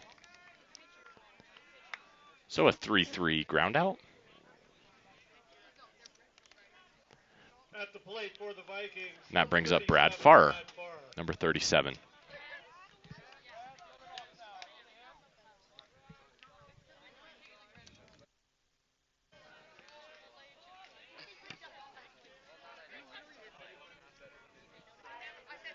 So Farr struck out in the first, drew a walk in the third, and he takes a fastball in for a strike, excuse me. Cooper Hayes is from Pleasant Grove, but he's pitching for Lone Peak. He's not committed to play baseball after high school. He's a senior, and he throws a ball to move the count 1-1. He's 18. He turns 19 next month, and he is 6 foot 150. Brad Farr hitting from the left-hand side, so a righty spot, has a 1-1 count with 1 out, nobody on.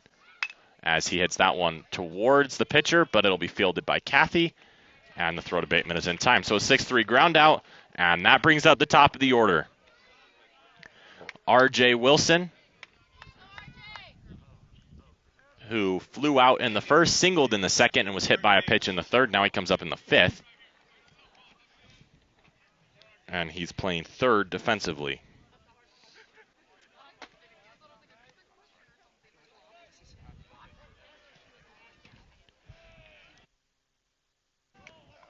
So the 0-0 is taken outside for a ball. 1-0.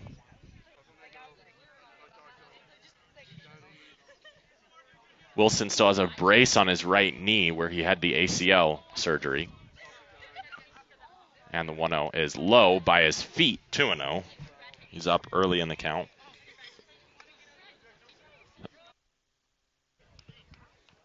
So a 2-0 count with 2 outs. Nobody on for Wilson. Wolfgram is on deck if Wilson is to get on.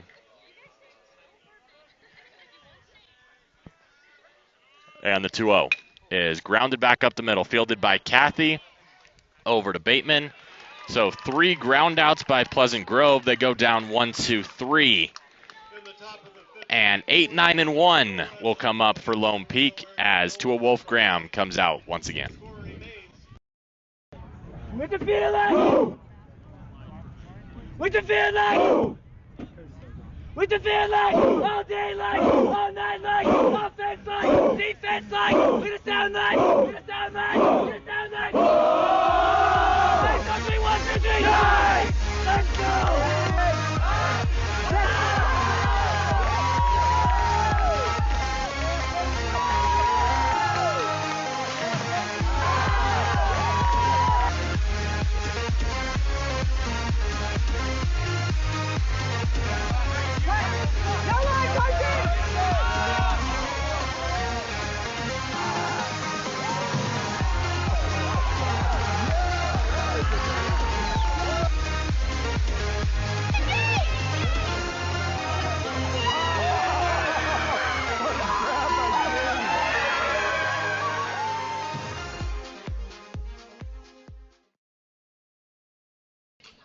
So Tua Wolfgram is out for his 5th inning of work.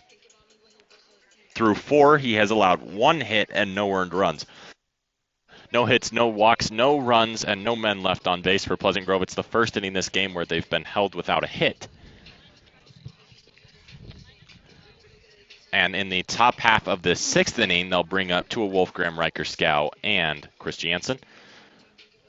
But first, Robinson, Pettit, and McChesney for Lone Peak. Wolfgram has looked sharp today, only allowing 1 hit in the 2nd inning when Robinson hit a single, and he'll lead off this inning. Robinson was later picked off. That ended the inning.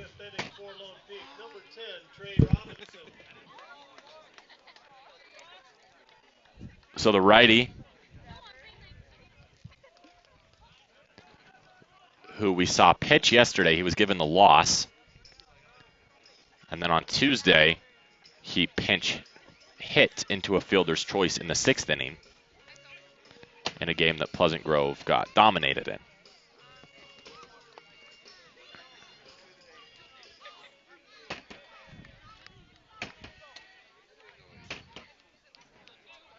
So Wolfgram is ready, and Robinson is ready. The pitch. A good pitch, but outside for a ball.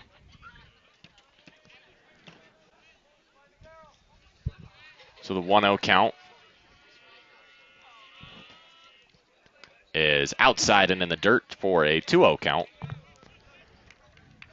Wolfgram hasn't issued a walk today. The only walk was issued by Douglas in the first inning.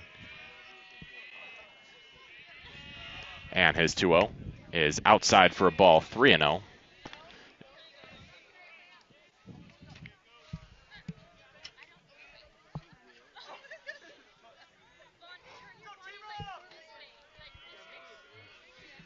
Here's Wolfgram's 3-0.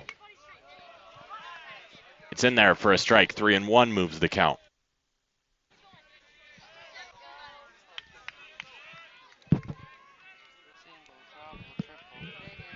Lone Peak down 6. The 3-1 is brought back in for a strike by Farr.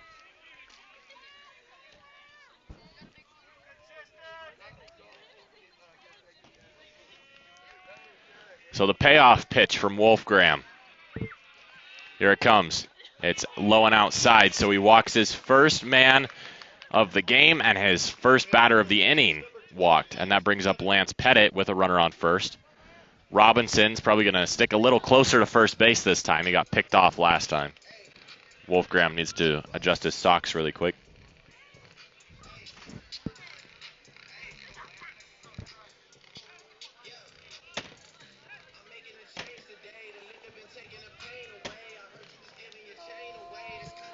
So Gardner will hold Robinson on first, as the righty Pettit is up.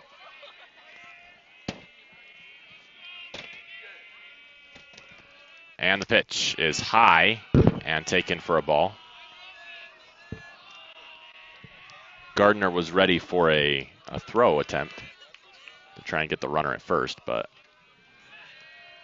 Robinson leads off, and they'll check on him.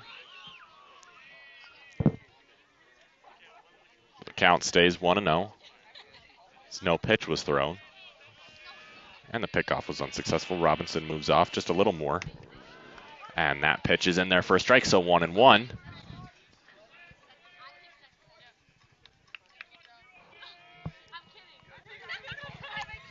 Pettit will be followed by McChesney, who singled in the first and flew out in the third. The pitch is... It's a ball away, so 2-1. You have to wonder if Farr had kept the ball at home and tried to frame that if he would have gotten a strike called. And the count would be 1-2 instead, but Robinson is a dangerous man to lead off walk. 2-1. Pitch is hit into right field. Coming on and making the catch is Wolfgram's defensive replacement, Robinson. So it's 1 down, 1 man on, and it brings up Crew McChesney, who's 1 for 2 today.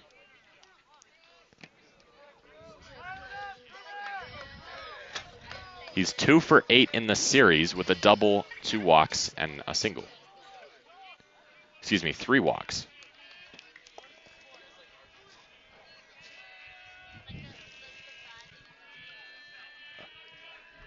Robinson more likely to run now. He'll stay as McChesney cuts and misses.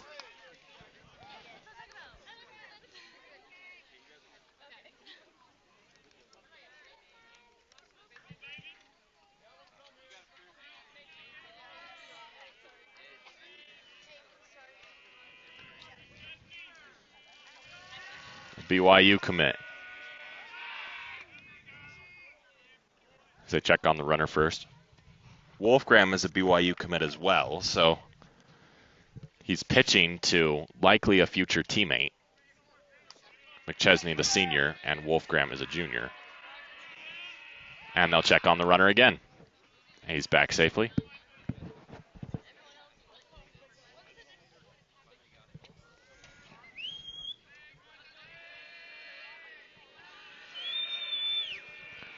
So it's an 0-1 count to McChesney. And the pitch is thrown. Cut on and missed. 0-2.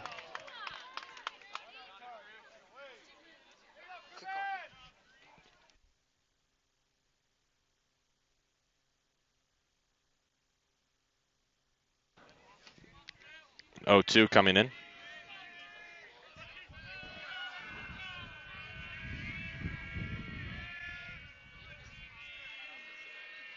And they'll check on the runner one more time. Back safely.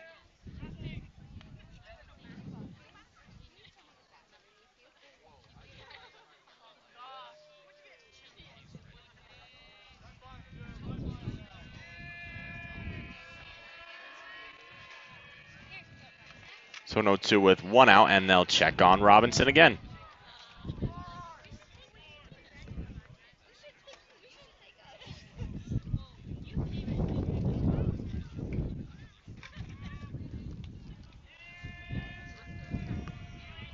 And they'll check on him again.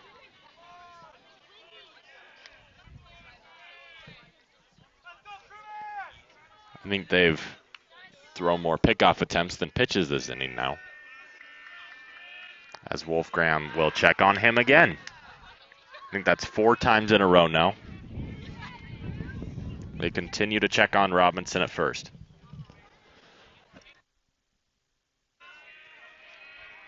Might as well just stand on the bag at this point, as there the 0-2 is delivered and he strikes him out.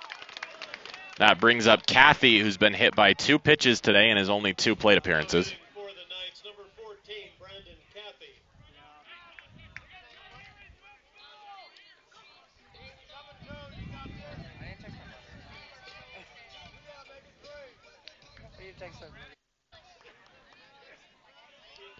So the 0-0 with 2 outs. And they'll check on Robinson at first.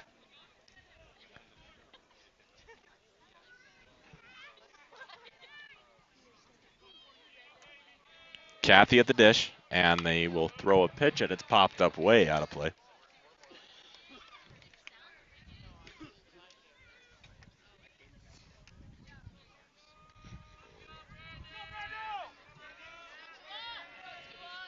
So now an 0-1 with 2 outs.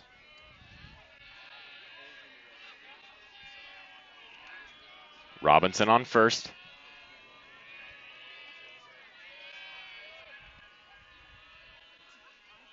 And Wolfgram will throw. It's fouled back again, so now an 0-2 count.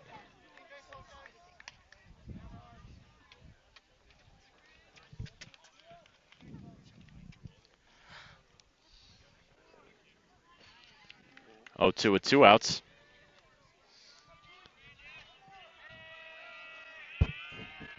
Robinson dancing off first. And Wolfgram will step off.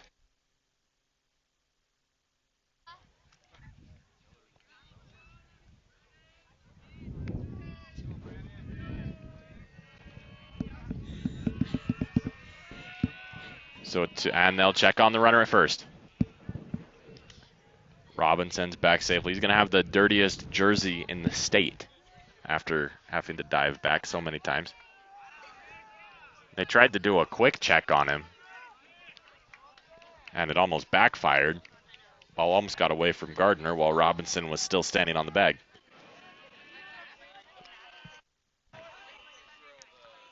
And they'll, guess what, check on the runner at first.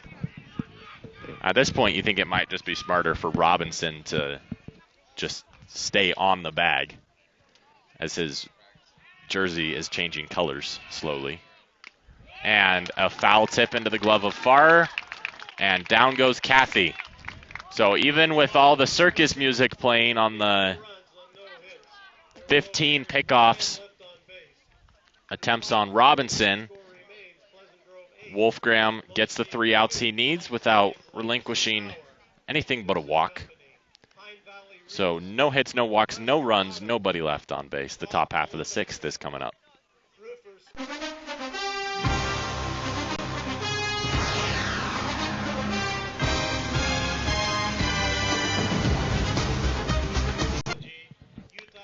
So after 5, Pleasant Grove is up 8-2. That's been the score since the top half of the third inning concluded. And Lone Peak brings out a new pitcher. It's number 14, their shortstop, Brandon Cathy. So Hunter Cathy pitched, and now Brandon Cathy will pitch. So that means they need a shortstop replacement. And they find it in Lance Pettit, which means they need a second base replacement. And they find that in Alex Passy. So Pettit moves over to short, and Passy, moves to second.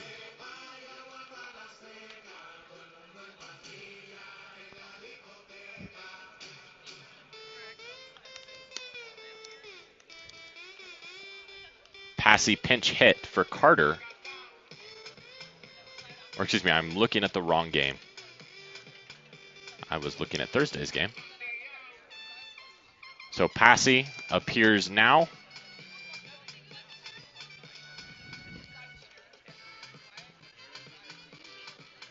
We'll put him right in under Cathy as the second baseman.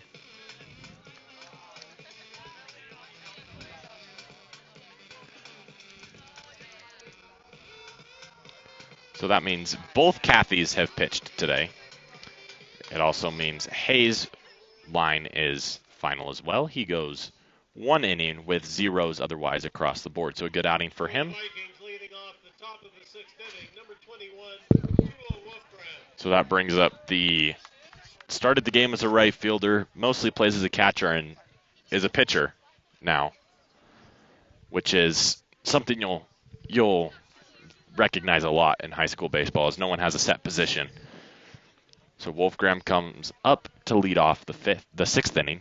He struck out twice and popped out to the first baseman in the first, second, and third.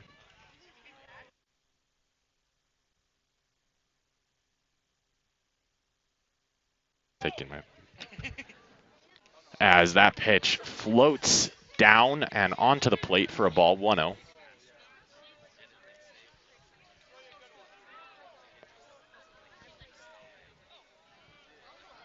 As Cathy deals, and Wolfgram fouls it towards the Lone Peak dugout. They'll send someone to go retrieve that.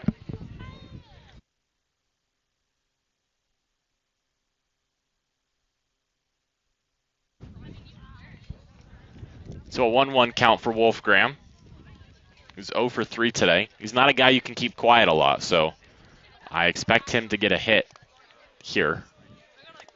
Which, now that I've said that, he's not going to get a hit. But the 1-1 is skied to left field, going back and making the catch is the left fielder Robinson. So Wolfgram with a couple frustrating at-bats, but a great game on the mound, so not a lot to complain about. And that brings up Riker Scow, who has a home run and 2 singles, as well as 4 RBIs and a run.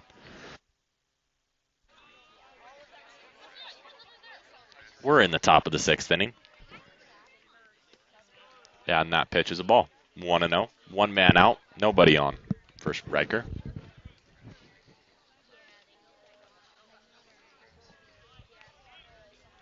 Hit a home run in the first and takes a fastball outside, 2-0.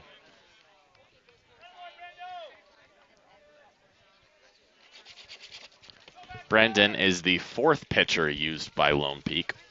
Pleasant Grove has used 2, the first of which did not record an out, and then Wolfgram's played since then. And Scow dunks a single in front of the center fielder. It's his 3rd of the ball game and his 4th hit. That brings up Tanner Christiansen, the center fielder, who hit a double, scored a run, reached on an error, stole a base, and struck out today. So an eventful game for Tanner. And now he comes up with a runner on first and 1 man out.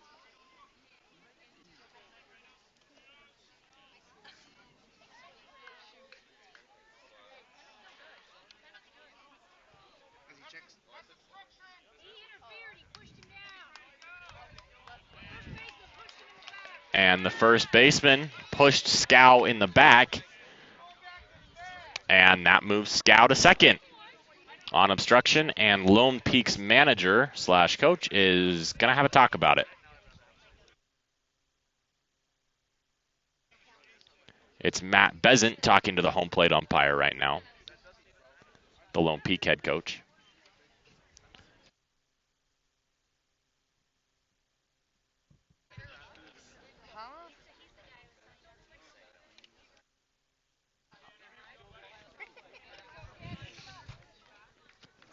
So Scow's on second now with a run. So now there's a runner in scoring position for Chris Jansen.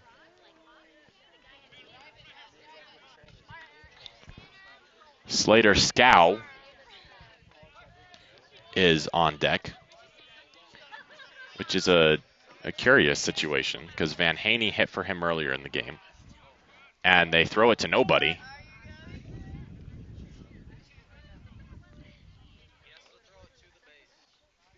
So some defensive miscues by Lone Peak because they're worried about Scow running. So Slater Scow was hit by a pitch in the first inning and then struck out in the second. He's been replaced defensively, and Chris Jansen fouls that back. His at-bat in the fourth was taken by Van Haney, and now he's on deck here in the sixth.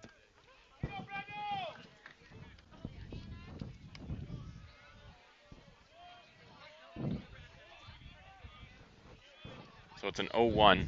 It's an 0-1 for Chris Jansen as he hits it towards right center field, and a catch is made. Scow will tag up and advance to third. So Chris Jansen does his job with a fly out to right field and advances the runner Scow, and that brings up Scow.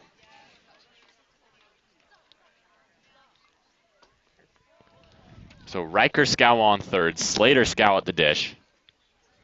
Now hitting for the Vikings, number 26, Slater Scow.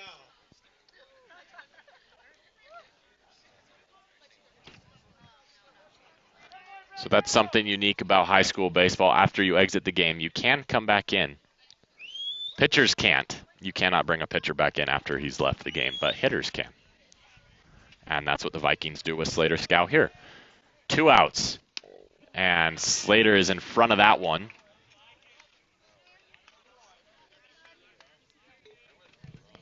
Slowed him down with an off speed. Expect a fastball here.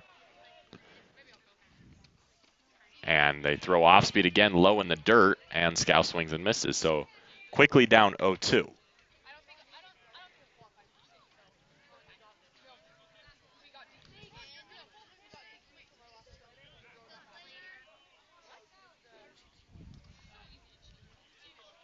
So an 0-2 with 2 outs is taken outside for a ball.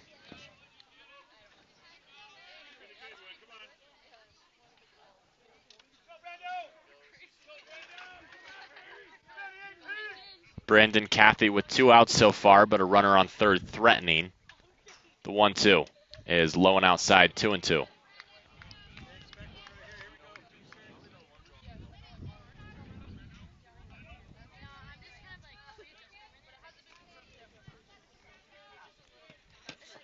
Two balls, 2 strikes, 2 outs. Vikings looking to tack onto their lead. This pitch is way out. Pitch is way outside to move the count full.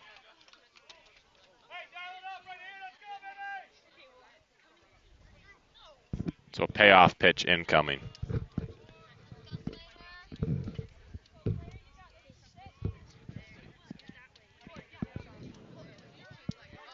The pitch hits him. And that will bring up Zamboni.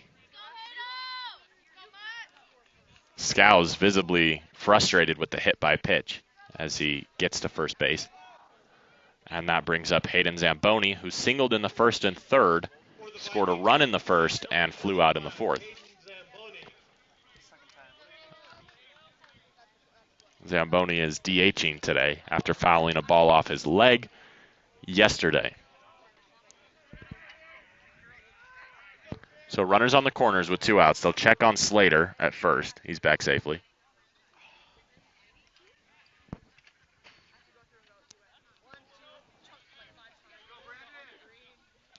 Slater with a small leadoff.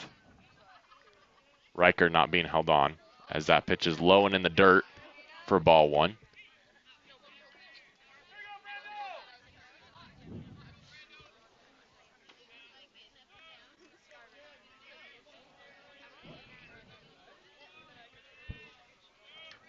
The 1-0 with 2 outs. Runners on the corners.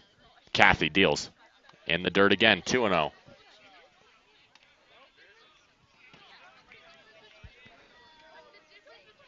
So Scow singled, went to second on obstruction, moved to third on a fly out by Chris Jansen. And he is there now. Slater reached first on a hit by pitch in the last at bat. The 2-0 is outside, brought back in for a strike, 2-1.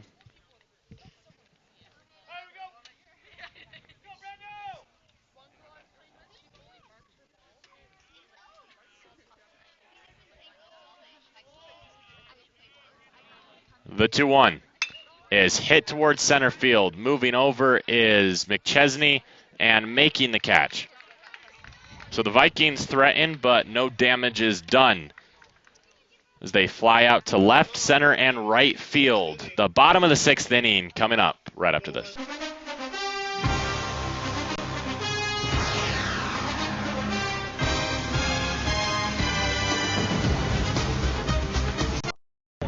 With the feeling! With the feeling! With the feeling! All day like, all night like, offense like, defense like, with the sound like, with the sound like, with the sound like. Something 1, 2, 3, let's go!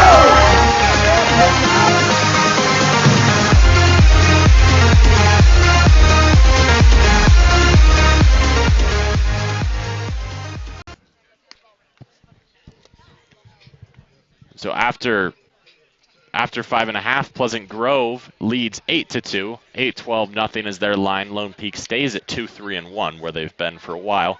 Wolf Graham back on the mound. He's coming in for his 6th inning of work. Not a super productive day at the plate for him. He's 0 for 4 with 2 strikeouts, but he's more than made up for it on the mound. Through 6 innings, he's only allowed 1 hit, and he hasn't allowed a run.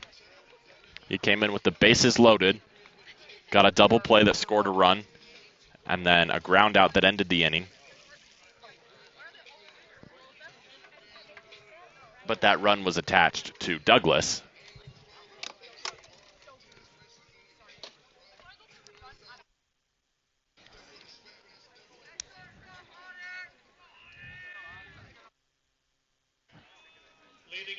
And he will face Caden Hodson, Johnson, and then Heaton. Heaton opened as a pitcher for Lone Peak.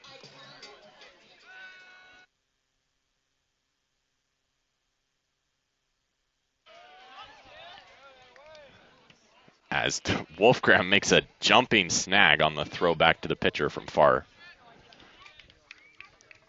But a strike is 0-1. Wolfgram shakes him off, and now here he deals. Cut on and missed, 0-2. Wolfgram has looked very sharp.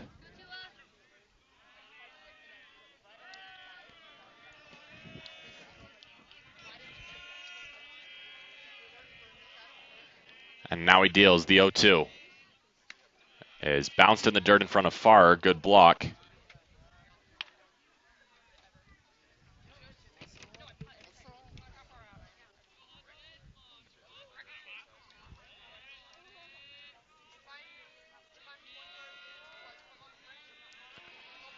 Wolfgram deals the 1-2. Hit foul down the third base line.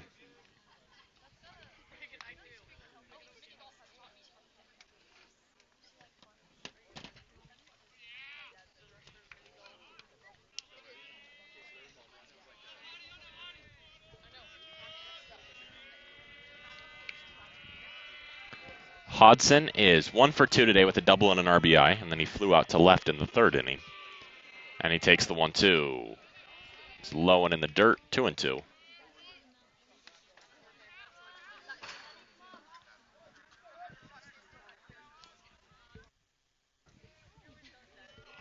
So a 2-2 count.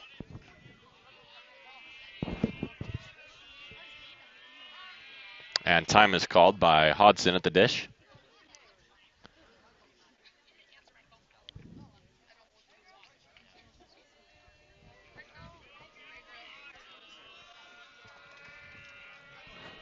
And now Wolfgram ready to deal the 2-2.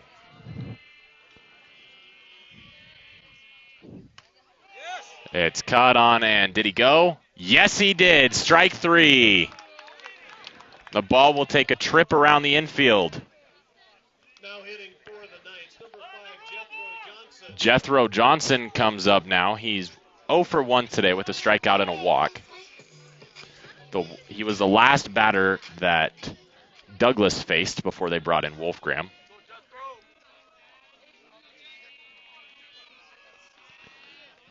And he skies one down to right field, and Walker comes on and makes the catch. Robinson, excuse me. So a fly out to right.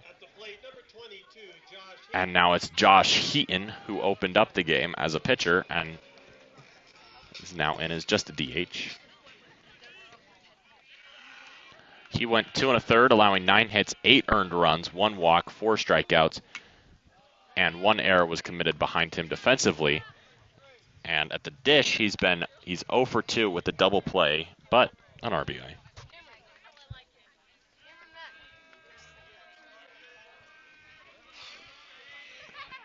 And an 0-1 to Heaton is fouled back, 0-2.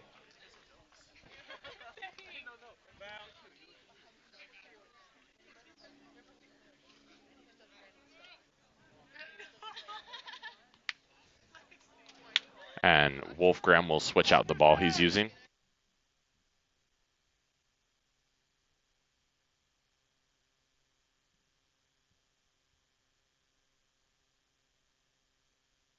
Down the 0-2 is hit towards short. Not fielded cleanly by Scow, but he makes a throw not quite in time. It's scored a hit to short. For the Knights at the plate, number 20, Max Bateman. And Coach Henry will stay in his spot in the dugout. And they're going to pinch run Heaton.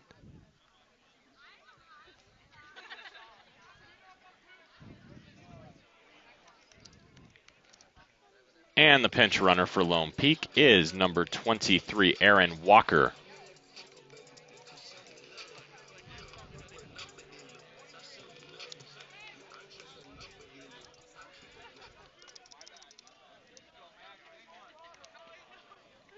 So Bateman's up. He's grounded out to short twice today in his only 2 at-bats, both against Wolfgram.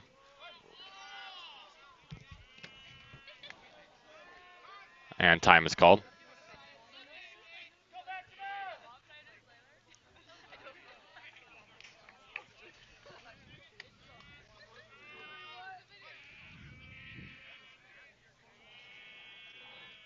As Bateman is ready for the 0-0. So an 0-1 pitch from Wolfgram coming in. And it's spiked on the plate. Runner stays where he is.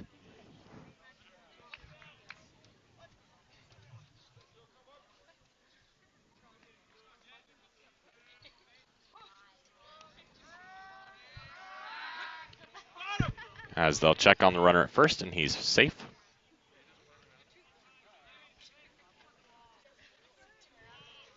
And they'll check on him again, something Wolfgram likes to do. He did it a lot when Robinson was on. And now it's Walker's turn to receive the countless pickoff attempts.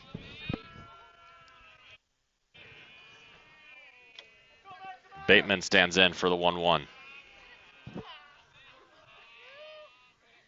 as it's cut on and missed. Good breaking ball. And the count moves to 1-2.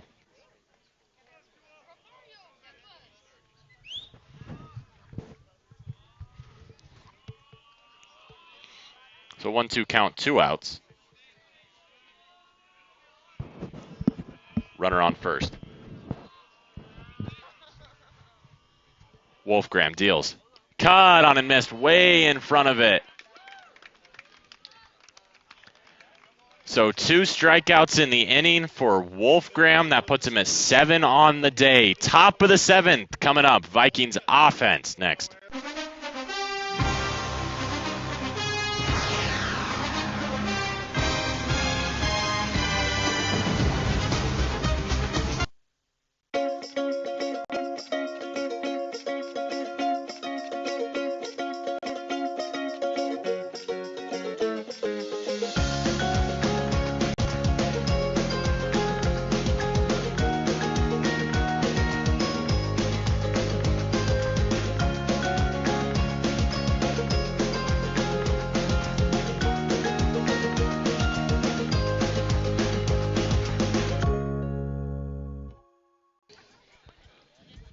We're in our final inning of play today. Vikings lead 8-2. They have a line of 8-12-1 as that single by Heaton was changed to an E6 on Riker Scow. So 8-12-1 is the new line. As Wolfgram has only allowed 1 hit throughout the game. Leading off the top of the 7th inning for the Vikings, number 9, Tyler Gardner. So Tyler Gardner will lead off, and it'll be 7, 8, and 9 in the Viking order. Tyler Gardner, Baxter, and then Brad Farrer. Gardner is 2 for 3 today with 2 singles and a run, and then he fouled out to a charging second baseman in the 4th. Baxter is 1 for 3, but we'll talk a little more when he's up after Gardner. Gardner's playing first today, and he takes that first pitch low and outside for a ball, 1-0.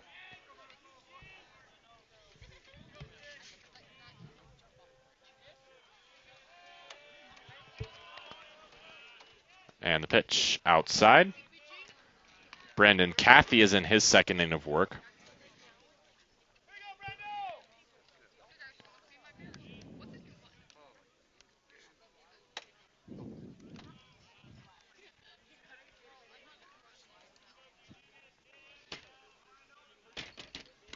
As that pitch is low and away.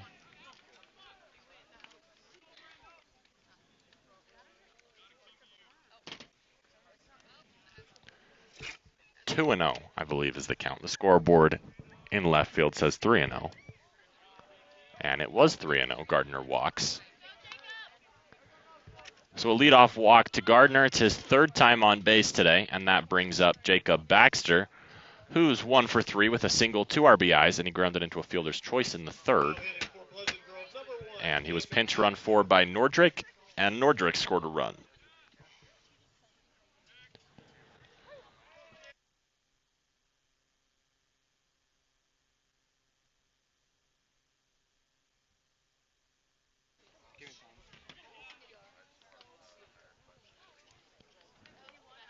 And they'll check on the runner twice. Safe both times is Gardner.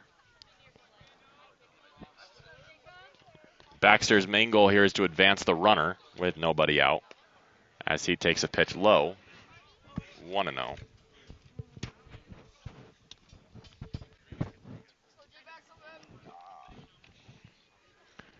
And Lone Peak sends Isaac Roberts to the bullpen as they check on the runner once again. Pleasant Grove is on the verge of winning their first series in region play. And they'll check on the runner yet again. So it turns out it's not just a Tua Wolf. 2-0 is the count.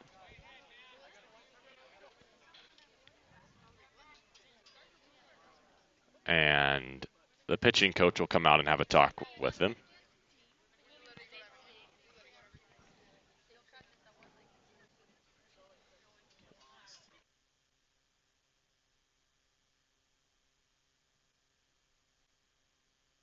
Jacob Baxter, the second baseman, takes a couple warm-up swings. Gardner's on first.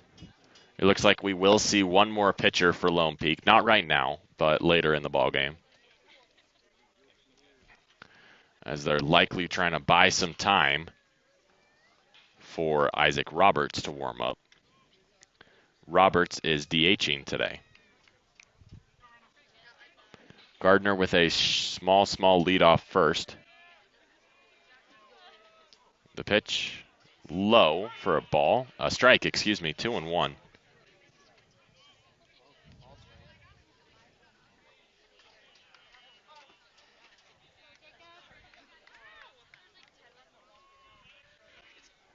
The 2-1 pitch from Cathy is dropped. 3-1.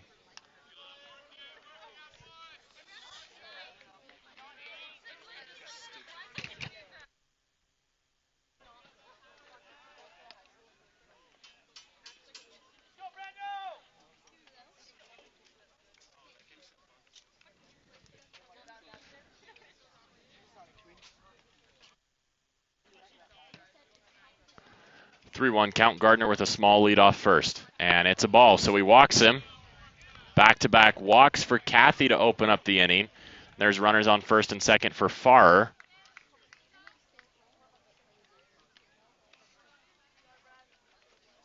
Now hitting for Pleasant Grove, number 37, Brad Farrer. Wilson has a little bit of fun with Mason Henry picking up a bat.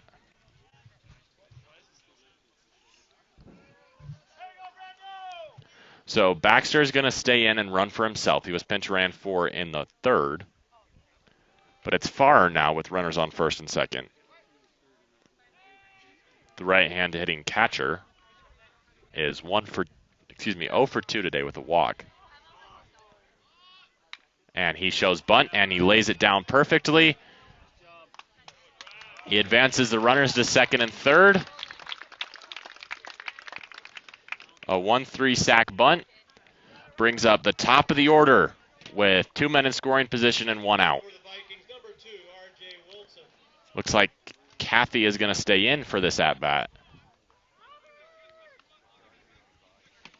Wilson is 1 for 3 today with a single, a hit by pitch, and a run.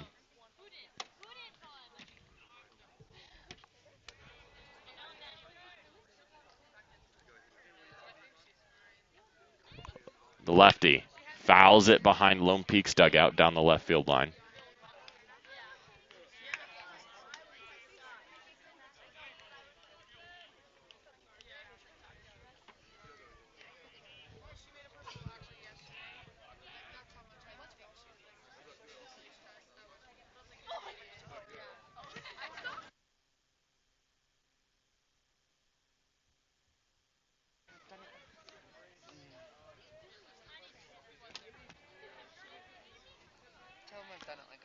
So it's an 0-1 pitch that's skied towards left center field.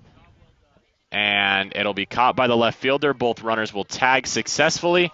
And it's a sacrifice fly for R.J. Wilson and a Viking RBI. The scoring run is by Gardner. And Baxter is on third with Tua Wolfgram up to bat. He's 0 for 4 today. You almost have to, and I hate to say this, you almost have to expect a hit from him. He's very hard to keep hitless, especially over 5 at-bats.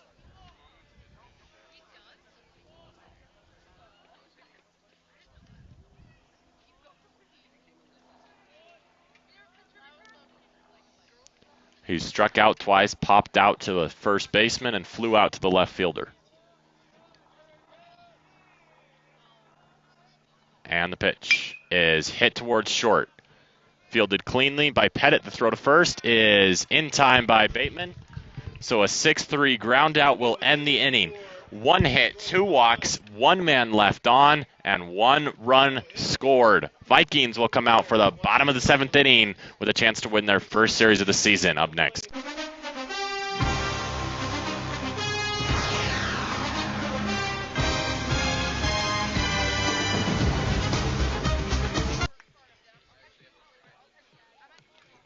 Bottom of the 7th coming up. It looks like it's going to be Tua Wolfgram coming out for his 7th inning of work.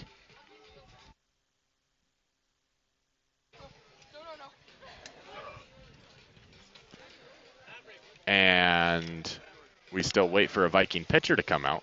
It is going to be Wolfgram. So he's looking to go and get all 21 outs of the ball game. He did not start the game, but he is in line for the win.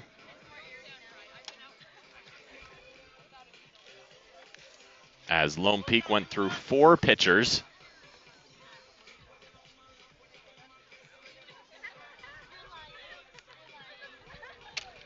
And did not have a successful day.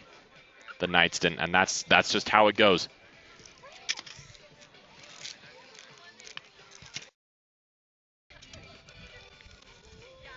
And then Wolfgram came in to save the day.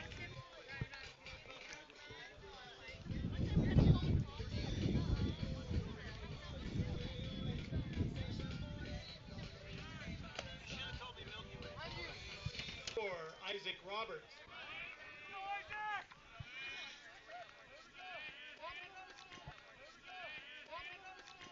As it's 7, 8, and 9 in the Lone Peak order, Roberts, Robinson, and Pettit. They're all facing Wolfgram for a 3rd time. Roberts flew out to right in the 2nd and struck out in the 4th. And he pops it straight up. Far. Goes down the line. Catch is not made. Runner's safe at first. Runner's out at first. He got thrown out. He got lost.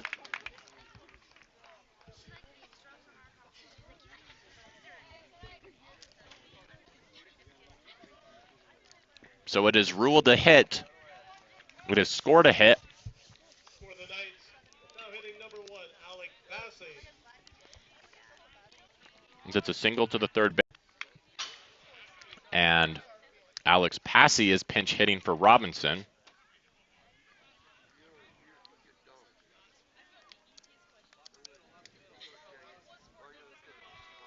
He's been playing 2nd since Brandon Cathy came into the game to pitch.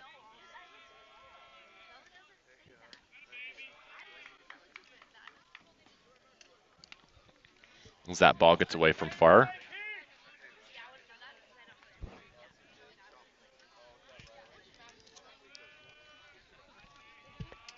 The 1-1.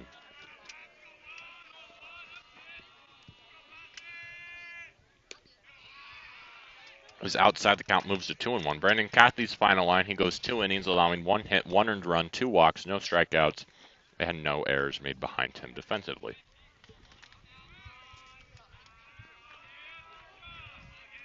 The 2-1. Cut on and missed way in front of it, 2-2. Wolfgram slows him down.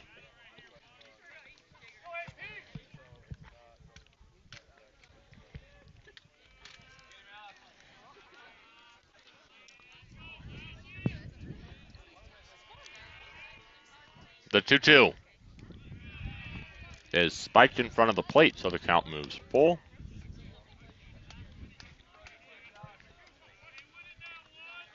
Passy pinch hit in the 7th inning yesterday as well. He grounded out to the pitcher. And then he started on Tuesday and went 1 for 4 with a single and 3 strikeouts, and there's a strikeout there. As Lone Peak is down to their final out. Number 12, Lance Pettit.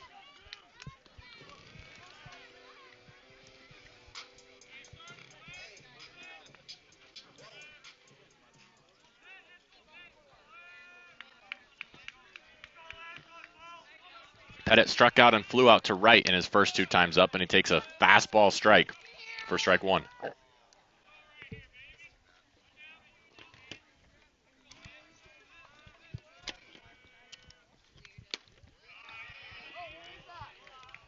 He takes a fastball low and outside for ball 1.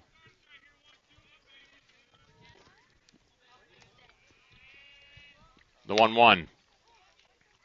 Grounded foul down the left field line. Lone Peak is down to their final strike. The 1-2 It's taken for a ball. Count moves 2-2.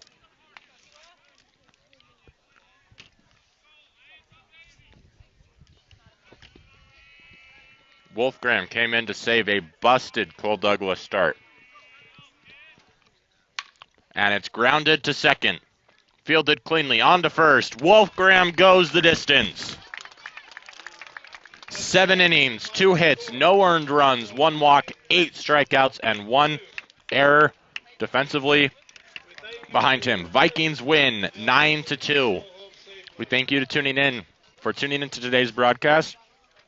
Pleasant Grove wins their first series of region play. They will face Westlake on Tuesday next week at 3:30. We'll have coverage for you here on PGSN. Vikings win. Wolf Graham gets credited with the win. The loss goes to Heaton on Lone Peak. Once again, thank you for tuning in and supporting Pleasant Grove Sports Network. We'll see you on Tuesday at 3:30 for coverage of Pleasant Grove versus Westlake.